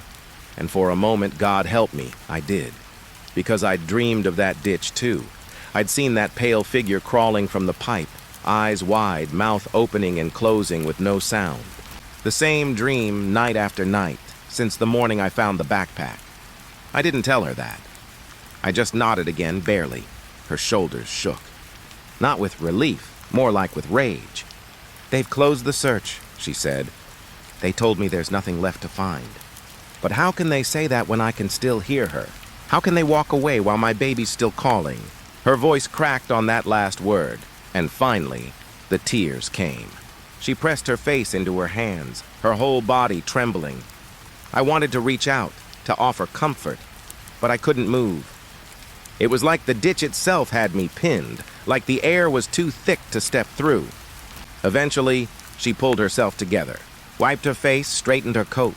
She looked smaller somehow, fragile. But before she left, she said one last thing. "If they won't listen, I'll go in myself." And the way she said it, quiet, steady, made my blood run cold. I lay awake that night, turning those words over in my head. Every creak of the house made me sit up, straining my ears. I thought I heard something once, faint and far, like a girl's voice drifting through the dark. I told myself it was the wind, just the wind, but deep down, I knew better. The next morning, I drove by the ditch again. Her car was there, empty.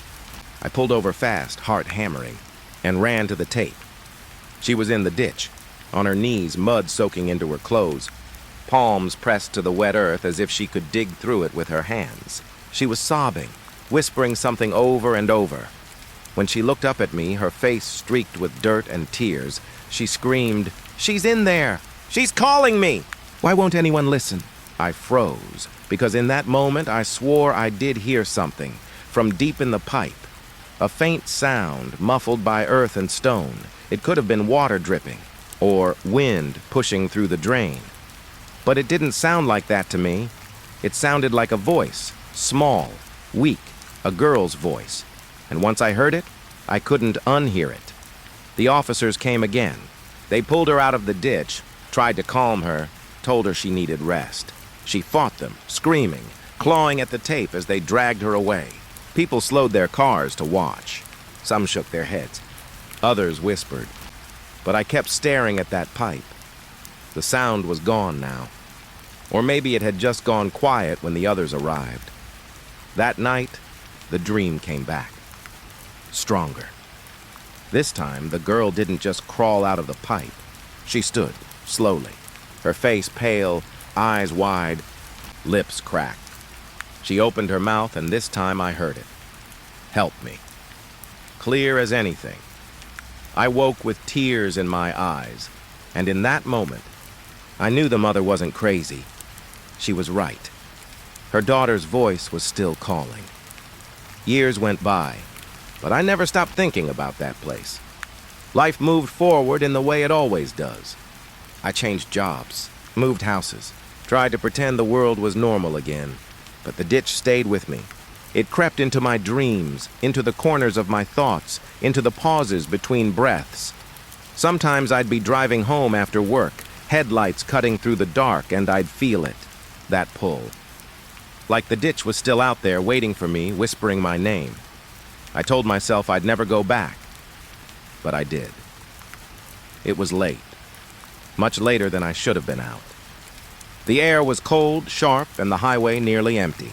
I don't even know what pushed me to turn down that road again, years after it had all faded from the town's memory. Maybe it was guilt, maybe curiosity, maybe something else entirely. I parked in the same place I had before. The road looked narrower than I remembered, the pines leaning closer, their branches tangled against the sky. I left my car idling just in case, but my feet still carried me toward the ditch. The tape was long gone. The police had cleared everything years back. The ground was overgrown again, tall grass and thorns wrapping around the rusted drain. The ditch smelled of wet earth and rot. I stood there listening. At first, all I heard was the wind pushing through the trees, the hum of my car engine behind me, my own breath. But then, something else. A sound rising up from the pipe, faint, muffled, crying. My chest tightened. It was so soft, I thought I imagined it. I held my breath, leaning closer, my heart slamming in my ribs. The water trickled down there, black and sluggish, and with it came that sound. Crying. A girl's voice, thin and weak. I stumbled back. My boot slipped on the mud, and for a second, I almost fell into the ditch. My hands shook so bad I had to shove them into my pockets. "No," I whispered. "No, it's not real. Not after all this time." But the crying didn't stop. It echoed, low and broken, like it was moving through tunnels that stretched farther than anyone could see. I felt dizzy, like the ground under me wasn't solid anymore. Like if I stepped closer, I wouldn't find dirt and water, but a drop into something endless. The mother's voice came back to me then. Her words, her screams. "She's still there. She's calling me." And I believed her, more than ever. I don't know how long I stood there staring into that black opening. My watch ticked on my wrist, but time didn't feel real anymore. I could have been standing there for minutes, or hours. The crying shifted. It wasn't just sobbing now. It was words. Barely there, stretched thin, tangled with the sound of water. "Help." My throat closed. The air felt thick, heavy, pressing against me like a weight. Every instinct screamed at me to leave, to get back in my car, to drive until the ditch was nothing but a memory. But I didn't move. Because in that moment, I swear I recognized the voice. It wasn't just some girl, it was her, the missing girl. The one whose backpack I found all those years ago. The one whose mother begged everyone to believe. Her voice. After all this time, I whispered her name before I realized I was doing it. And when I did, the crying stopped. The silence that followed was worse. I could hear my pulse thundering in my ears. My legs locked. The whole ditch seemed to lean closer, listening. Then, from the pipe, came a sound I'll never forget. A laugh. Low. Broken. But unmistakable. I stumbled back farther, nearly tripping on the brush. My breath came sharp and fast, fogging in the cold night air. It wasn't the laugh of a girl, it was deeper. Wet, like it was bubbling through the water, and then the crying started again. But different this time. Louder. Closer. Too close. I turned and ran. Branches scraped at my jacket. My boots slipped in the mud, and my lungs burned with every breath. I didn't stop until I was in my car, slamming the door, fumbling with the keys. Headlights cut through the trees, and for just a second I thought I saw something standing in the ditch. A pale shape. Still. Watching. But when I blinked, it was gone. I tore down that road, tires spitting gravel, hands locked tight on the wheel. I didn't look back. Not once. That night I didn't sleep. Every time I closed my eyes, I heard it again. The crying. The laugh. The water rushing through dark places no one could ever reach. And somewhere in it, that voice, still calling, still waiting, after all these years. And now, I wonder if it will ever stop, or if the ditch has just found a new name to whisper. Mine. I used to believe that most nights on patrol were the same. Empty roads, long stretches of silence, a car here and there pushing 10 over the limit. Nothing you couldn't handle with a flashlight, a ticket, and a little patience. But I know now that's not true. Some nights don't end, some nights follow you. It was late, past midnight, the kind of quiet where even the radio chatter feels too loud. My partner Reed and I were running the back roads that cut through the pines just outside town. We'd done it 100 times before. Nothing out there but trees, deer, and the occasional drunk driver trying to shortcut home. That's when we saw it. A car pulled over on the shoulder, no hazards, no headlights, just sitting there in the dark. An old sedan, pale gray, or maybe it was blue. It was hard to tell under the weak glow of our spotlight. I remember saying, "Looks abandoned." Reed shook his head. "Engine's running," and it was. You could hear it if you listened close, that low hum mixing with the wind. We pulled in behind it, lit up the back end with our headlights. I grabbed the mic and called it in. Routine check. Nothing unusual. We stepped out. The gravel crunched under our boots. The air smelled like pine needles and something faintly sour, like wet leaves left too long. Reed took driver's side. I went passenger. That's the way it always went. I tapped the glass with my flashlight. No movement inside. The windows were tinted, but not enough to hide the outline of someone in the driver's seat. A man, still as stone. "Sir," Reed called. "You all right in there?" No response. I tried again on my side. "Evening, sir. Can you roll your window down?" Nothing. I remember the way the hair rose on my arms. I couldn't explain it. Just standing there looking in at him, I felt wrong, like I wasn't supposed to be there.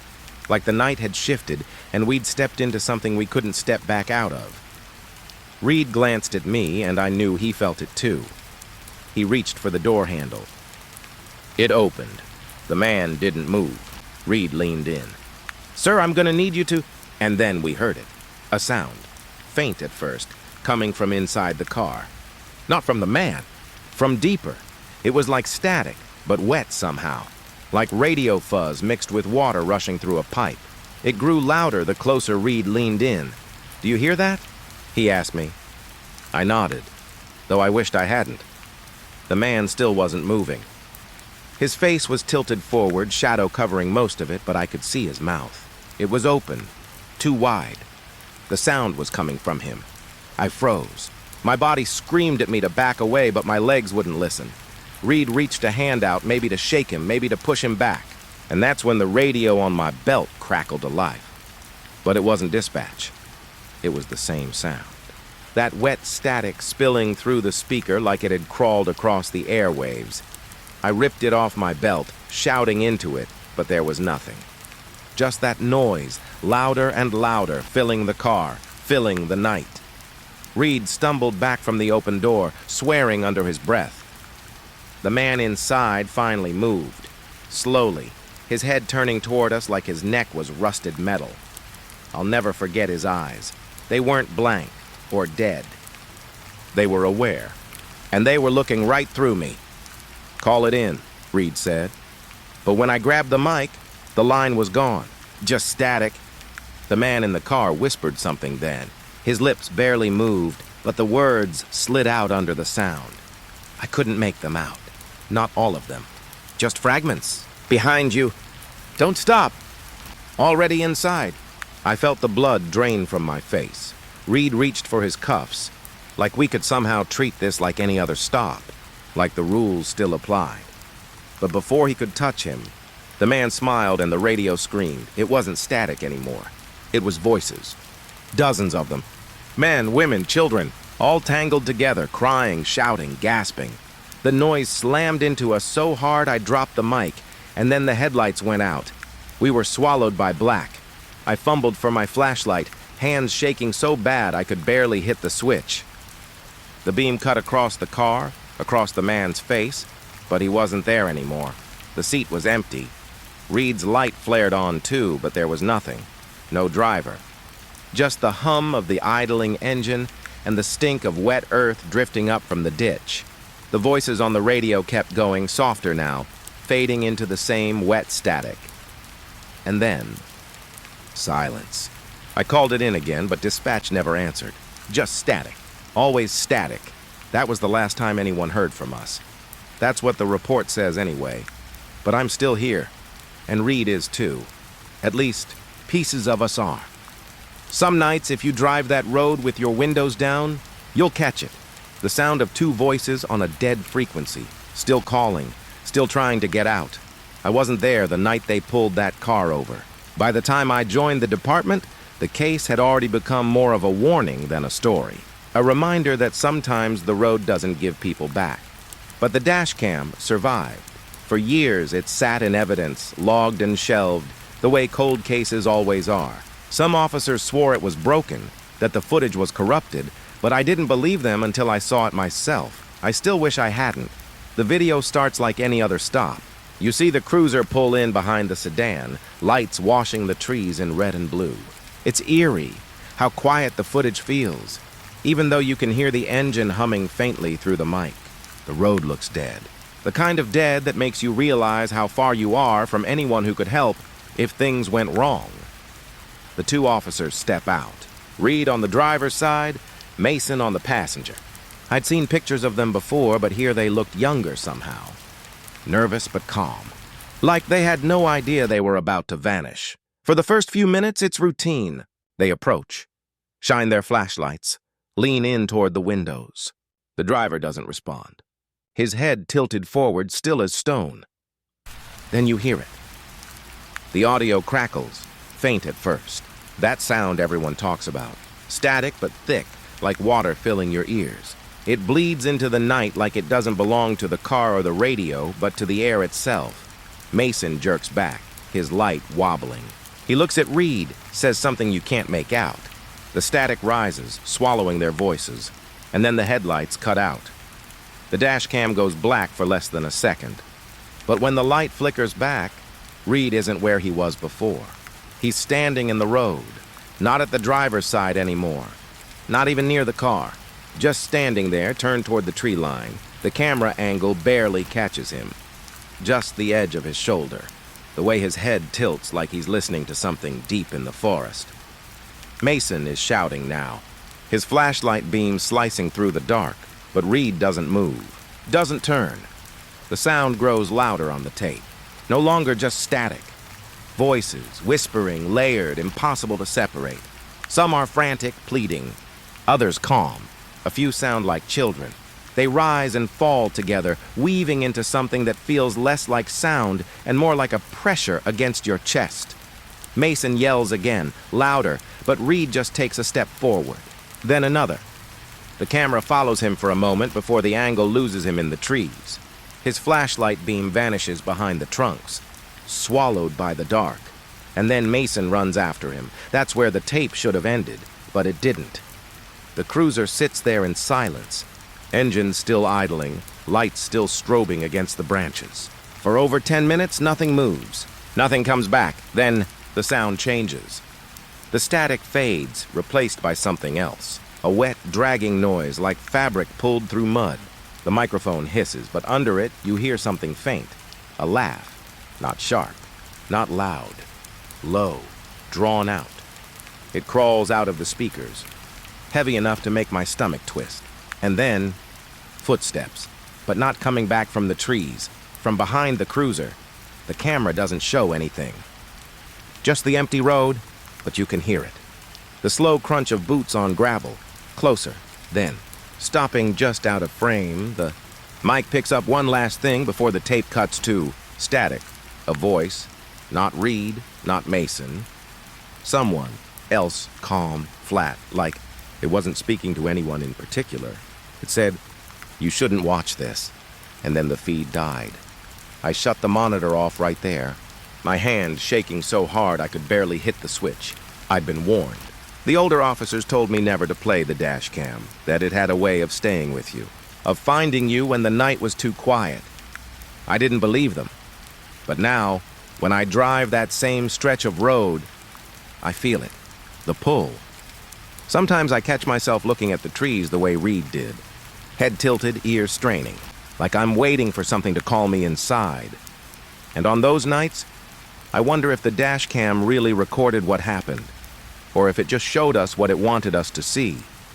Because whatever took them out there, it didn't stop with them. It's still watching, still waiting, and maybe, just maybe, it's already inside. I've been in a lot of search parties in my life. Drunks gone missing, hunters that stayed out too long, kids wandering off from campsites. Usually it ends the same. You walk enough ground, you follow the signs, and sooner or later you find them, or what's left of them. But that night, I knew we weren't walking into any ordinary woods. The cruiser had been found empty, still idling by the roadside. Dashcam pulled, stored away. Reed and Mason gone without a trace. Protocol demanded a search. It wasn't optional. I was one of the deputies ordered into the tree line. We started just before dusk. A dozen of us spread out in a line, flashlights ready, radios checked. The trees swallowed the last of the daylight fast, and soon the beams were the only thing carving paths through the dark. At first, it felt like every other search. Boots on soft ground, the smell of pine. The occasional call out, "Reed, Mason! This is the sheriff's department!" Our voices carried, bouncing between the trunks. No answer.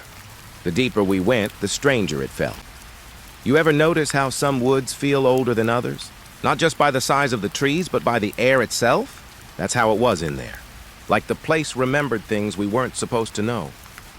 And then, the whispers started. The first time, I thought I imagined it. My own name, faint, like it had been carried on the wind. Eli. I froze, flashlight cutting across the bark. The others kept moving, their beams steady, but I swear I heard it again. Closer. Eli. I spun around, light darting between the trunks. No one there. I told myself it was just the others, voices drifting. But then I noticed they weren't calling names anymore. They were quiet, focused. I kept walking, jaw tight, but the voice followed, always just out of reach. Always my name. Some of the others started hearing it too. I could see it in their faces. The way they paused, heads cocked like they were listening to something the rest of us couldn't hear. Davis. Mark. Linda. One deputy dropped out of formation, swearing someone deeper in the woods was calling him.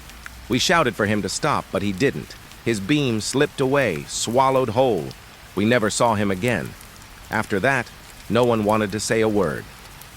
We just kept moving, radios hissing with dead static. It was like the air itself was turning against us. The deeper we went, the more the forest felt wrong. The ground was soft, spongy, like it had soaked up too much water. Roots twisted in shapes that didn't look natural. Some of the trees were hollow, and I swear I saw shadows shifting inside them. One of the deputies, can't remember if it was Hall or Brandt, kept rubbing his ears. Said he heard crying. Said it was Mason's voice. We told him to ignore it, to stay with the group. But he didn't. I'll never forget the look in his eyes when he broke into a run. Like he wasn't himself anymore. Like something had hooked into him and was pulling. We chased after him, lights swinging wild. But he was gone before we got 10 feet. The woods ate him whole. We regrouped, breath ragged, fear hanging thick between us. That's when I realized how quiet the forest had become. Not just quiet, empty, no insects. No owls, no wind. Just our boots crunching leaves and the faint crackle of radios that weren't transmitting anything anymore. And then it called me again. Eli. This time, I knew it wasn't in my head, it was behind me. I turned, light shaking in my grip, and for just a second, I thought I saw someone standing between the trees.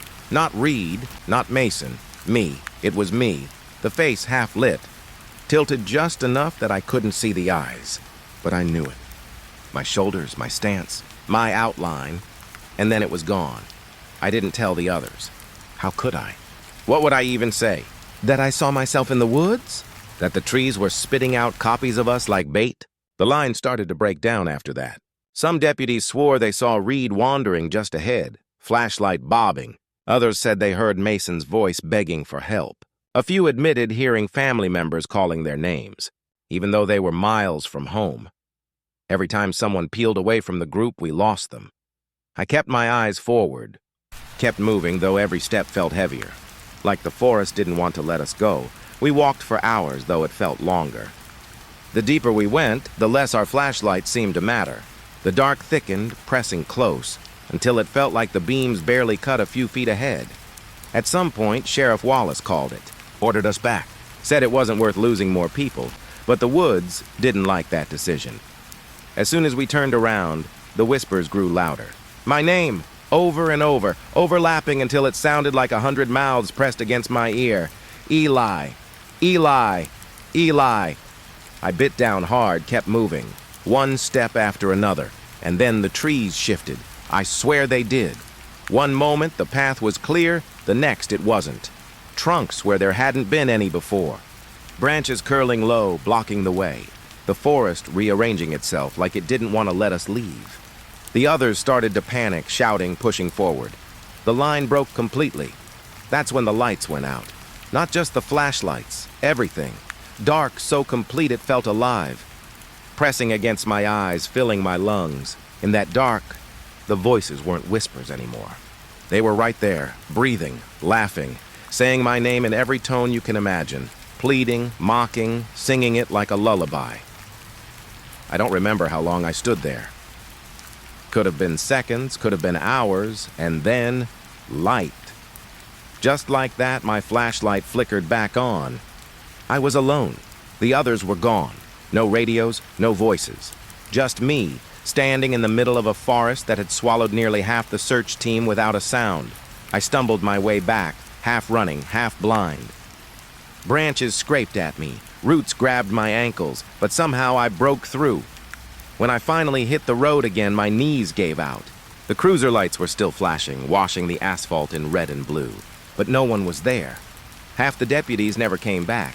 The sheriff said we'd call it, that we'd file reports, mark it as an unresolved disappearance. But I know the truth. The woods don't give people back. Not all of them. Sometimes they keep you. Sometimes they make another version of you to take your place. And sometimes they just whisper your name until you can't help but answer. They said the case was closed. They said the file was sealed, the cruiser marked as lost, the officers listed as missing in action, but sealed files don't stop things from leaking back. I wasn't even supposed to see the dash cam again. After the search, after half the team vanished, I was told all evidence was collected, reviewed, and locked away. Some of it was destroyed, at least that's what they claimed, and yet, there it was. Weeks later, I opened the archive at the station to file something routine, and the folder was sitting right at the top. No request slip, no signature. Just there, the dash cam footage. At first, I thought maybe it was a copy. Maybe some clerk filed it wrong. But the date was fresh. Too fresh. It shouldn't have been possible. I told myself not to open it, that I didn't want to see it again. But my hand clicked anyway. And there it was, that grainy stretch of road. The headlights carving out the asphalt. Reed leaning against the cruiser, Mason writing something in his notebook. It was exactly how it had been before. Only this time, it didn't end the way I remembered. The original footage had cut off when Reed stepped toward the trees. A flicker. Static. Gone. But this version kept going. It showed Reed pause, standing there like he was listening. And then slowly, his head turned. Not toward the woods, but toward the camera, right at it, right at me. I swear he smiled. The kind of smile that didn't belong on him. Too wide, too sharp at the edges. Then he walked off into the trees. I closed the file, slammed it shut like it could bite me. My hands were shaking so bad I almost dropped the mouse. I deleted it from the system. Wiped the folder clean. Even filed a note to IT asking them to double-check the servers. The next morning it was back, same folder, same file, waiting for me. Only now it was different again. This time, Mason was the one who turned toward the camera. His face pale in the headlights, his eyes empty, as if he'd already left himself behind. He mouthed something I couldn't hear and then followed Reed into the trees. I deleted it again, and again it came back. Every time, the footage changed, little by little. Sometimes Reed would stand in the trees, half hidden, watching. Sometimes Mason would walk back toward the cruiser, only to stop a few feet short, like he'd forgotten how to move. Sometimes there were shapes, not people, not animals, just things. Things darker than the night itself, crawling at the edges of the frame. I stopped sleeping, stopped eating. I couldn't think about anything else, because each time the footage reappeared, it felt closer. Not just closer in detail, closer to now. One night, the video didn't show the road at all. It showed the hallway of the station. Empty, dark. The camera angle was wrong, like it had been set up inside. Though no camera existed there. I saw myself, walking down the hall. I watched myself stop, turn, and look into the lens, and then the screen went black. That was when I tried destroying it for real. I burned the drive, crushed the disk, even begged the sheriff to scrub every trace from the system. He told me it was already gone, had been gone since day one. But it wasn't gone. It never was. Every week, the footage still reappears. Always in the same folder, always waiting for me. And every time I open it, I see something new. Sometimes Reed, sometimes Mason, sometimes myself. Last night, though, it showed something worse. The cruiser was there again, headlights burning against the road. The trees swayed in the dark, but this time, the camera angle had changed. It wasn't mounted on the dash anymore. It was sitting in the woods, pointed out toward the road, pointed at the cruiser, pointed at me. I know what's happening. I know the truth no one will admit. We didn't lose Reed and Mason that night. We didn't lose half the search team. The woods kept them. And now it's keeping us one by one, through the tapes, through the screens. That's why the file is sealed. Not because of what happened, but because it won't stop happening. You can burn the tapes. You can crush the drives. You can destroy every copy, but you can't destroy the woods. And you can't destroy the version of yourself it already has. The case is closed. The file is sealed, but the dash cam still waits. I know tomorrow morning I'll open that folder again, and one day soon, I'll see myself walk into those trees. This time, I won't come back. She didn't leave a note. She didn't take much either. Just a backpack, some clothes, a few crumpled bills she'd been hiding under her mattress. That was all. Her name was Emily, 15 years old, the newest foster kid at the Harrisons' place. I remember the first time I saw her picture. She had this look, half defiant, half tired. Like she'd been through more than most adults ever would, and she didn't expect anyone to believe her if she said it out loud. Kids like her don't get lost. They don't just wander off. They run, and everyone told themselves that's exactly what happened. The Harrisons said she was trouble from the start, that she barely spoke, barely ate, barely even looked anyone in the eye. Her social worker said Emily had a history of disappearing, though I never saw proof of it. The police marked her as a runaway before the search even began. Case closed. But I couldn't stop thinking about her. I'd seen runaways before. The way they plan, the way they wait for the right moment, the way they usually take whatever they can carry. Emily didn't do that. She left behind her journal, her drawings, even a little plastic locket with a picture of her younger brother. If she'd really run away, why leave the one thing she seemed to care about? The Harrisons said she was gone in the middle of the night. Window cracked open. Backpack missing? That was it, but I kept asking myself, who opens a window in November when it's 30 degrees outside? And why were the curtains tucked inside the sill, not pushed out like someone climbed through? I drove out to the Harrisons' house a week after she vanished. It was a small place, 2 stories, peeling white paint. The kind of house you can tell has seen too many kids pass through without ever really belonging there. The bedroom Emily slept in was upstairs, empty now. The bed stripped, the walls bare. But the glass in that window, it bothered me. There were smudges. Not fingerprints, not exactly, more like streaks. Like someone pressed their face against it, and when the light caught at the right angle, I swear I saw the faint outline of lips, like a kiss or a breath frozen against the pane. I touched the glass. It felt colder than the rest of the room, almost damp. I asked Mrs. Harrison if she'd noticed it. She said no. Said she never looked too close. She didn't seem to care much, if I'm honest. Neither did her husband. To them, Emily was just another kid who came and went. A paycheck that stopped too soon, but I cared. Because the more I thought about it, the more I realized something didn't fit. If Emily had run away, she would have had to walk miles down a dark country road with no streetlights, in the freezing cold, with nothing but a thin jacket. No one saw her. No neighbors. No drivers. No cameras. And if she didn't run away, then where did she go? That night, I sat in my car outside the Harrisons' house for hours. The window upstairs kept drawing my eyes. I thought about that glass, about the smudges, about the way the curtains had been tucked in, not pushed out, and I thought about Emily's face in that photo.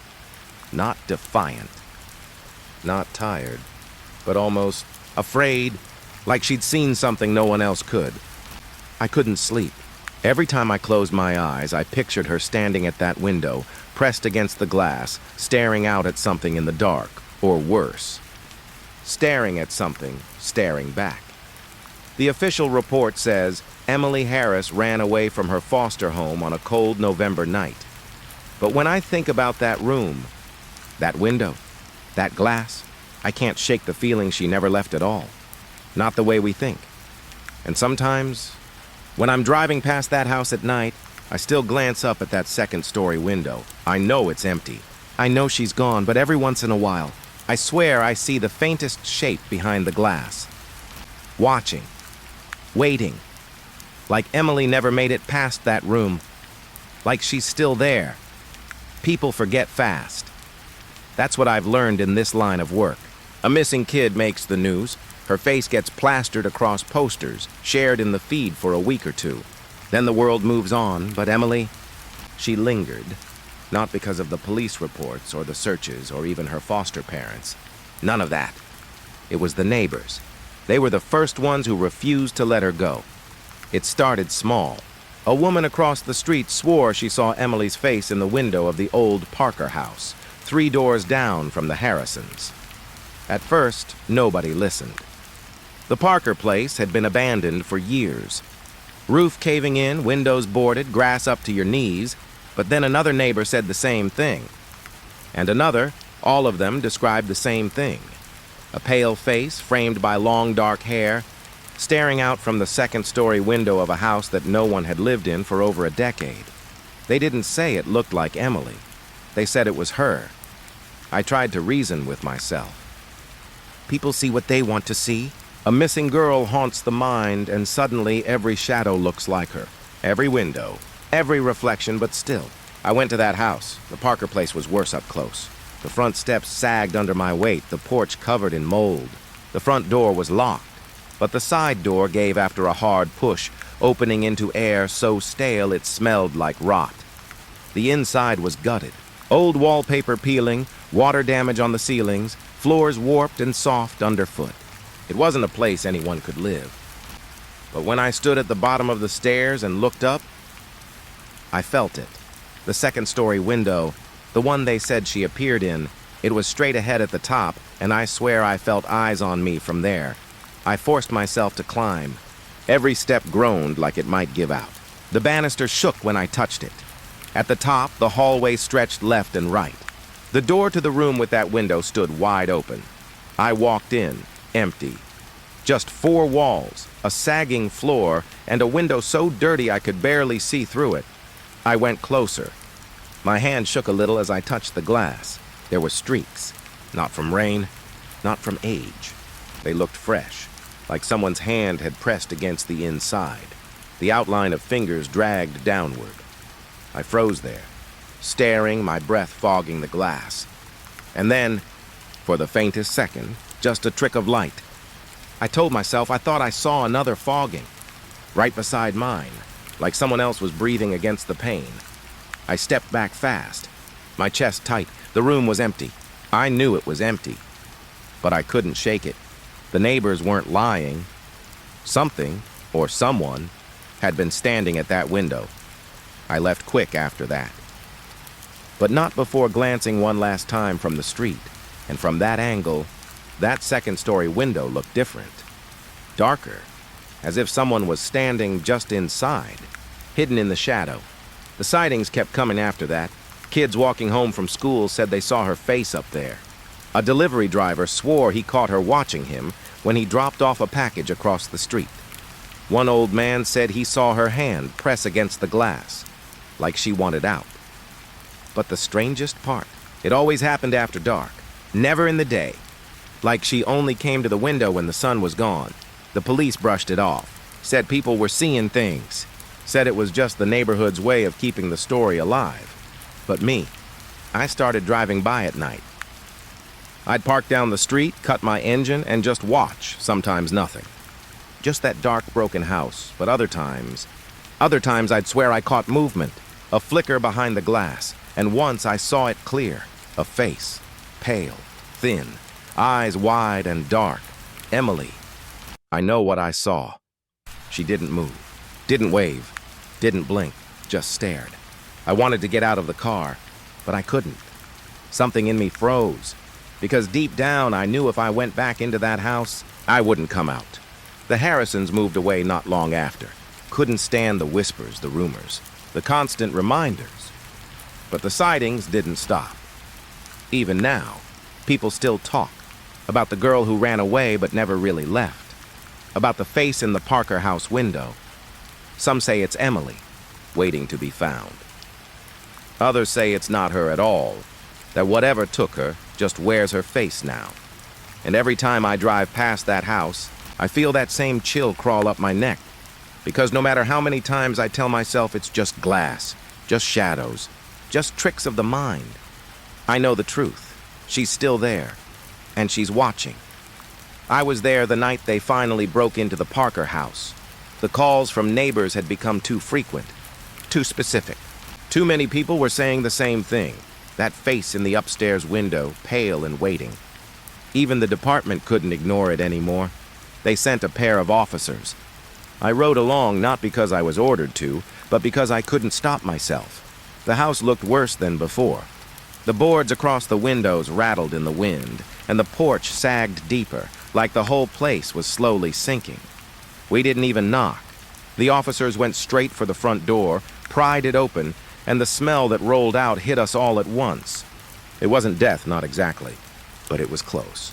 Like mildew, iron, and something sharp in the back of your throat. Inside, the air was heavy. The flashlight beams swept over the walls, catching torn wallpaper, rotting wood, and long dead cobwebs. Every footstep echoed like the house itself was listening. We didn't speak much as we moved upstairs. But in my head, words wouldn't stop. This was where she was last seen. This was where the neighbors swore they saw her. This was the window where she pressed her face, her hands, her breath. I expected the room to look the same as the last time I'd gone inside. Empty, silent, just dust and broken glass. But it wasn't. The officers stepped in first, and their flashlights froze on the far wall. I followed, my throat tight. That's when I saw it. The mirror. It was huge, taller than me, bolted crooked into the wall like it didn't belong there. The glass was shattered, spiderweb cracks spreading out in every direction. Shards glittered on the floor, sharp and wet with something dark. Blood. The beams of light caught it everywhere. Tiny streaks smeared across the frame. Droplets splattered on the wood. But the worst part was on the glass itself. Fingerprints, dozens of them, pressed from the inside. I stared so hard my eyes watered, trying to make sense of it. The prints weren't flat like someone touched the surface. They curved, distorted, like hands were pushing against it from behind. One of the officers whispered, "Jesus Christ." The other one swore under his breath, but I couldn't move. All I could do was step closer. In the fractured glass, I caught my reflection, broken into pieces. My own face staring back at me 100 times, each one warped, bent, wrong, and in between them, something else. Another face, white as bone. Eyes wide and hollow, Emily. She was there, in the cracks, looking out at me through all those shards, her mouth open but silent. I blinked, and the image broke apart, scattering into reflections of myself. One of the officers called it in, voice shaking, asking for backup, forensics, anything. The other snapped pictures with his phone, though his hands wouldn't stop trembling. But I couldn't stop staring, because in one corner of the glass, behind my reflection, the fingerprints seemed fresh, wet, as if someone had pressed against it seconds ago. And when the light shifted, I swore I saw movement, a finger dragging down the inside of the mirror, slow, leaving behind a streak of red. I staggered back so fast I hit the wall.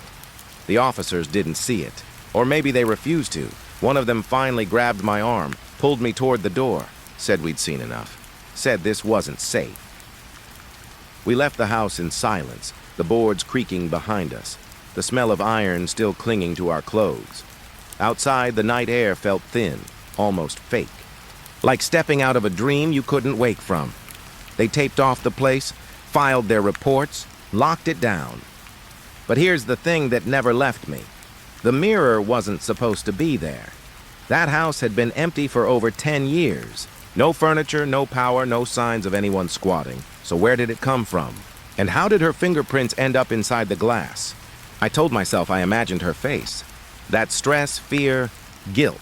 It can twist what you see. But then, weeks later, I looked at the photographs the officer had taken, in one of the shots, buried in the cracked reflection just at the edge. I saw her again, clear as day. Her eyes. Her mouth. The same hollow stare, watching, not from the room, from behind the mirror.